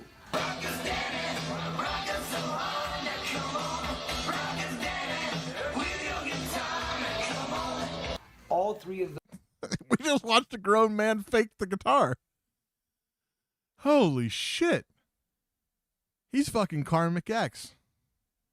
They're the same person. Those songs, which we thought were lost by the wayside, gone forever, here they are. And not only do we have them, but we have them transferred meticulously so that we are able to put them into Pro Tools, divide out every single track, and then do a full mix and remaster on them. Not that they were ever mastered in the first place, because those songs just fell into the abyss. But now we have the ability with, my knowledge of music and technology today that I didn't have back then, and I was able to actually update them, modernize them. And I'm longing to linger to dawn, dear. And Mickey and I got together for the 30th anniversary of Dream a Little Dream, and as a tribute to, Corey, Mark Rocco, the amazing friends and artists that we lost, Jason Robards, Harry Dean. We reconnected and Corey said, let's do this 30-year anniversary thing of Dream a Little Dream. And I said, hey, I'm in, man. And then Mickey and I reworked and reimagined the hit song Dream a Little Dream. Corey has no shortage of ideas. As a producer, he's just throwing everything at me. And I'm going, okay, great, let's try that, let's try this. And then we'd feed off of each other. I came up with some ideas for some background vocals that he liked. And he said, yeah, let's do that. And we actually are very thrilled with what we came up with. So great history with that song. And we included that also on the new album. Corey hears the record in his head. He's got, if you could just hook up a cassette player or a Pro Tools rig, since this is the new millennium, but if you could hook up a Pro Tools rig to the guy's head, okay, you would get a record. All those people in the world who don't know how a song gets made from scratch. We just wanted to show you how a song gets made from scratch. Wait, is he going to demonstrate that he knows how to use Pro Tools in his documentary? Who cares? It's not impressive. Any dummy can figure it out. If I can figure out how to get a stream going, you can figure out how to use Pro Tools. Why is he showing us this? Why? Oh, fuck. So it's like ba-dum, ba-dum, ba-dum, ba-dum, bam, ba-dum, ba-dum, ba-dum. Check it on the whiteboard. The blackboards, maybe they will make fun. Do you think they have gonna stop? Oh. Play this game by God. Wait, what? Sorry, can we hear that one again? Play this game by God. By God. Play this game by God. By God. Oh, they all suck so bad. Oh no, Corey's drumming. There's Corey's hot wife, by the way. Oh shit. Curtis Thomas. Is that the Curtis Thomas? Look at him playing the drums with the fucking timpani sticks. Oh, what a jack off. We'll say the only good thing that Corey Feldman pulled off in this decade was marrying this chick. God damn. Courtney Feldman, if you're out there somewhere, I don't really give a shit about the fact that you fucking shacked up with this loser for almost a decade. I don't care that you had weird sex parties with him. In fact, I think that actually makes you much cooler because I realize that you're willing to put up with pretty much anything.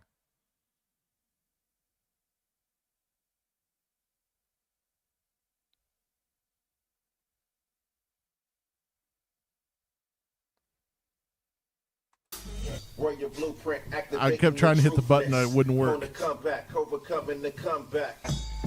So if you don't know, by the way, Curtis Young is that's the son of what's his name? Fuck, I'm trying to think. Fuck, what's his name? Dr. Dre. That's the son of Dr. Dre. So he's got all these people that are like around the scene that are like, you know, somewhat in the game, but like they're really only tied to show business as nepotism or being like the backup, which there's no shame in being the backup. But, you know, Feldman's been trying to act like these are all household names that you should be shocked that he was able to work with. But no, like, we get it. These are nobodies. These are absolutely the people I assume that you would get to work with, Corey Feldman, when you're at your level. You're a has-been. So of course I would assume that the never was son of a rap legend would be the guy that you get to do the rap lyrics. You know, the fucking approachable black guy on the album. Where your blueprint, activating the truthness. On the comeback, overcoming the comeback. Turn the lights on, cameras out, guess who's back? The lost boy been redefined. I love working with Corey. It's truly an experience. Every emotion, laugh, cry. A lot of trying to change the world. It's not good, by the way, that the first emotion that you feel in working with Corey's music is laughter. Song every time.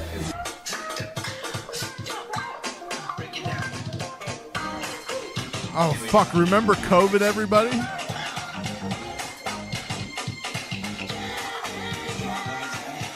All right, very exciting. First time I've heard this in 20 years. Here we go. They're gonna run to a lovesick getaway. A big green beard wearing motion. Never play.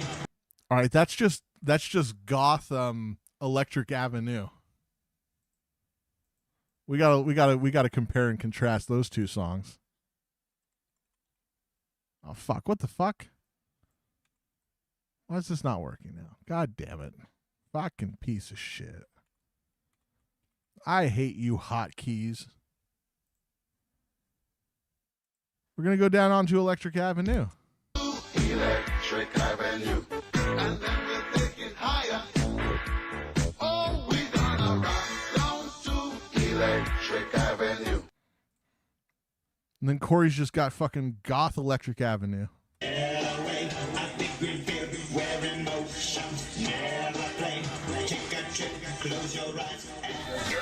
Was that a vape?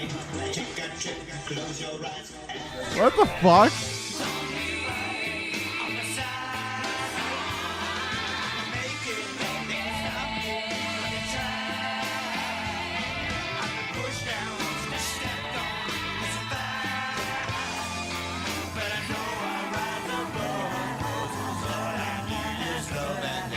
Just one place to look, that's deep inside.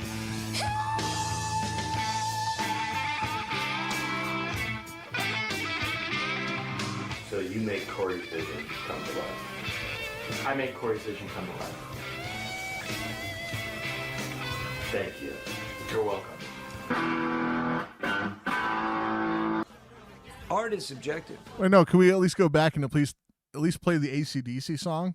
That's actually something good. We all like that AC/DC song. Which one was that? Was that TNT? Art is subjective, right? So the whole point of art is you create something and then you evoke an emotion. And if that emotion is love, then we've struck gold. If that emotion is hate, then, you know, maybe we've struck like fool's gold. But we've still struck something that's an emotion. So it means we're winning anyway in the battle of creating art.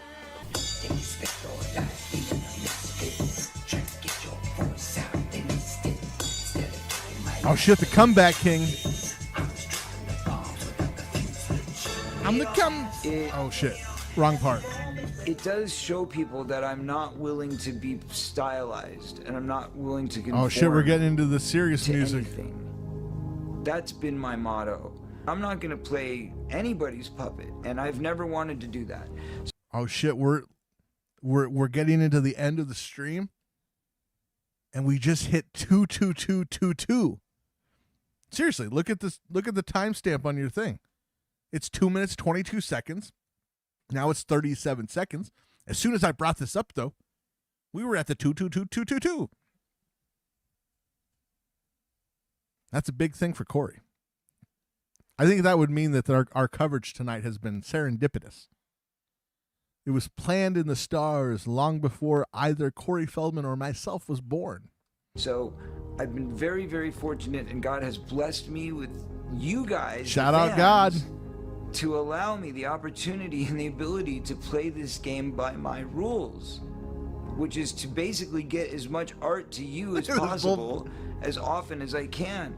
And now God has given me the great fortune of He's building so this great happy. studio in my He's home, getting to fucking rock and, out. You know, the great friendship with Greg that we have to be able to create such great music. So I feel very blessed to be able to do exactly what we're doing and record music and make music directly for you, and not have anybody tell us how to do it, what we're doing, what sound we have to follow, what style we have to follow. When you buy a, CF record, you know that you're going to get a box of goods. You're going to get a surprise in every song. You're never going to have to worry about hearing the same song twice. Never. You're never going to get like, oh wow, the next one's going to sound just like the one before it. Never going to happen. You could never predict by reading the song title what type of a song it's going to be. We've even got reggae on this new album.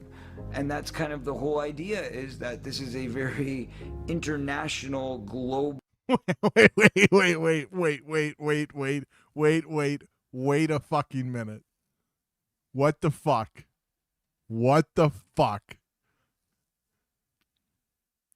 Does that say I can't breathe? Is there a cop pointing a gun at a black guy saying the George Floyd?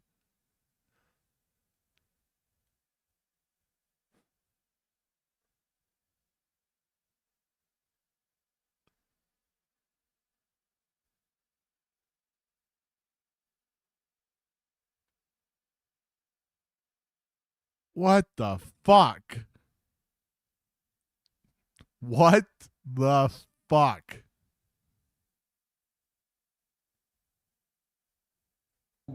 Kind of a worldly feel to it. You know, we've got all kinds of culture dripped into this thing, from the instrumentation to the players to the artists that are involved.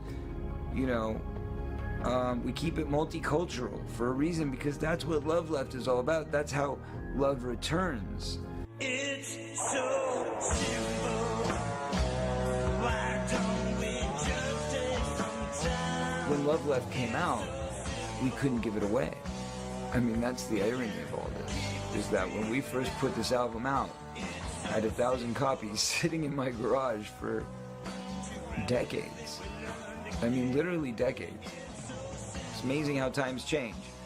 Love Left was the album that would have been forgotten had it not been for the fabulous miracle of YouTube and digital music streaming services. And I remember I was blown away at how much it was selling. Like, everybody was listening to it. And I was like, how is this happening? I mean, I had this stuff for years and nobody cared. Nobody still So cares, it's Corey. great to see. It's great to see that after This video has 1,700 views. 30 years, people are appreciating the music. I guess you could say it was ahead of its time. And that's the story of Love Left. Corey's music is all about spreading the message of peace, love, and positive energy.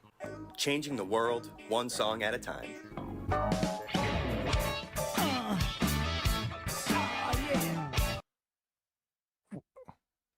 Wait, why did he show back up? Corey wrapped that in a nice little bow and got rid of, that. This is the credits. Right here, you go into the credits right after Corey. Why'd you come back to the fucking... Why'd you self-insert yourself into the end, Jake? And that's the story of Love Left. Corey's music is all about spreading the message of peace, love, and positive energy. Changing the world, one song at a time.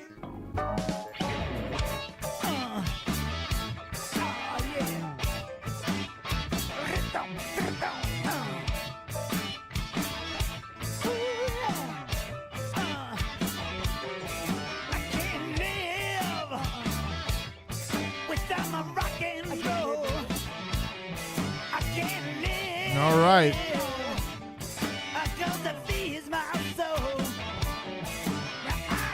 We somehow made it through. I mean, potentially one of the worst documentaries I've ever seen. It's Corey Feldman, so what do you expect? Leanne Curtis. There's a lot of Curtises in here. Chewy the dog. There's dogs in it? I didn't see a dog.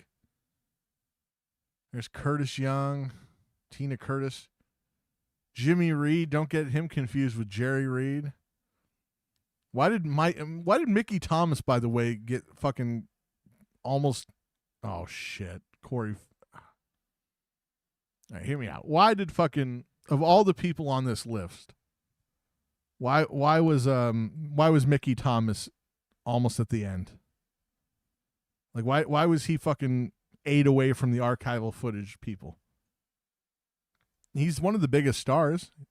He's probably one of the only people besides Dawkins that has a Wikipedia page. What a nightmare. Is this world now 500 people? I mean, how many people saw this? Well, I mean, Jake, the guy who made the production, he uploaded this 5 months ago, 1.7K views. I would be surprised to know how many people saw it before. Yeah, I don't know, man, because this is just... Oh, no, what the fuck is at the end? Oh, we got to go to the end.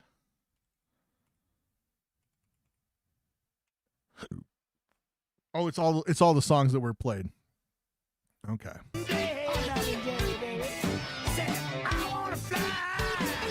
Yes, the tab between the first and last name was distracting. There's too much to fucking mock about it, so you don't comment on everything. But yes, I agree. That made no sense why it was so spread out. Oh, I love these, by the way. All these written, produced, arranged by Corey Feldman, performed by Corey Feldman, courtesy of Sci-Fi Records, which is Corey Feldman's record label, from the album Love Left 2.1, Love Lost, published by Choreography Music. Copyright 1986, 2021. Fuck. Raucous Danny Part 2. I mean, why is there even there didn't need to be a Raucous Danny in the first place, but a Raucous Danny Part 2? Fuck.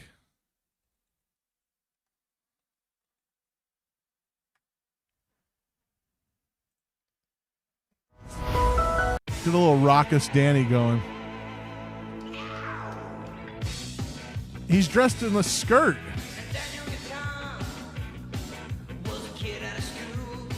Why is he dressed like a girl?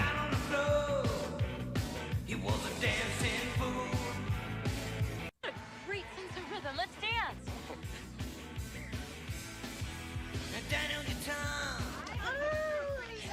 Yeah, well, it doesn't look like them either.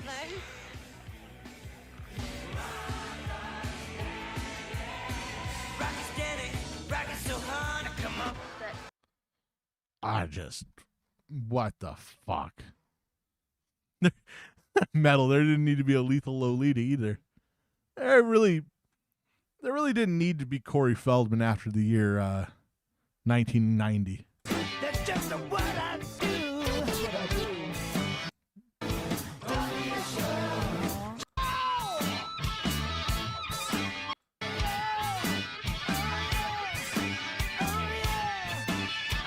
Oh, that's that sweet harmonica that Feldman loves.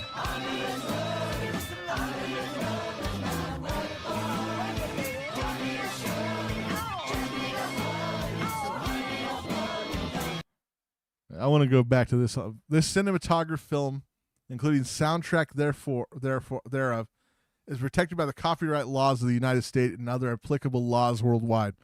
Any unauthorized reproduction, distribution, or exhibition of this material for any purpose whatsoever is a breach of copyright and will result in civil and criminal action. Fucking bring it, Jake. Fucking bring it. You don't want me laughing at this stupid video? Don't make it.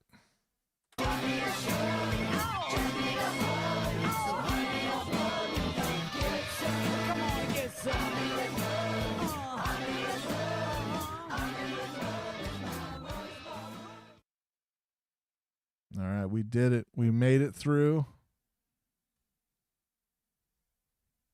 Before we go, because I've been sitting here for 2.5 hours. I don't know if you know this. I've been drinking a lot of water. I usually do. I didn't drink any beer, by the way. I bought beer today. I'm almost I don't like saying it like this because it sounds then like I'm going through like some recovery process or bullshit.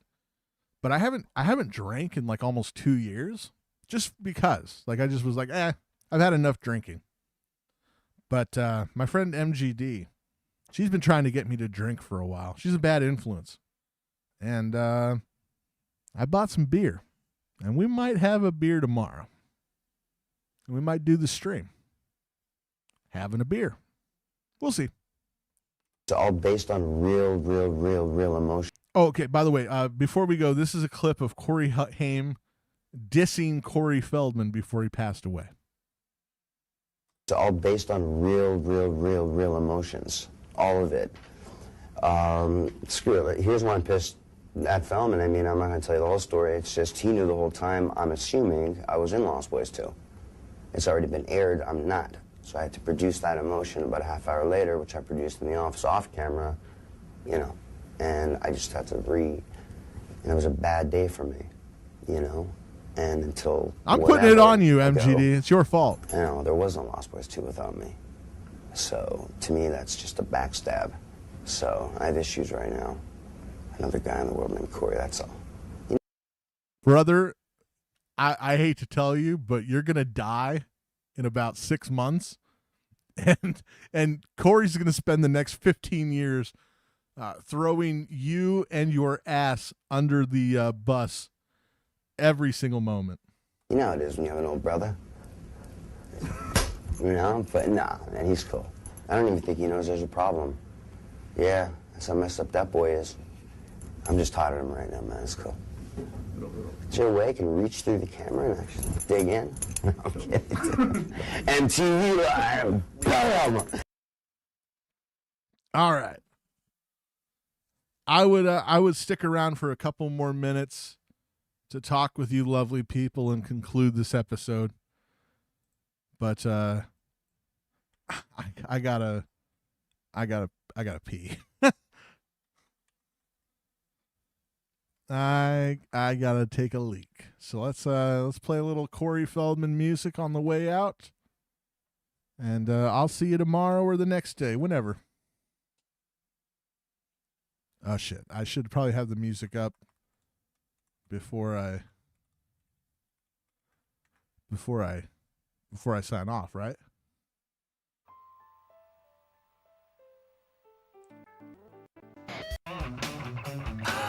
All right. Woo! Thanks for watching. Thanks for being a part of this. I had a great time. I hope you have a better rest of your day. Pulls out through my open mind. My mind is filled with all the things you say. Heartbreak is not my favorite scene. It's just one of the games you play. Now I don't want to tell you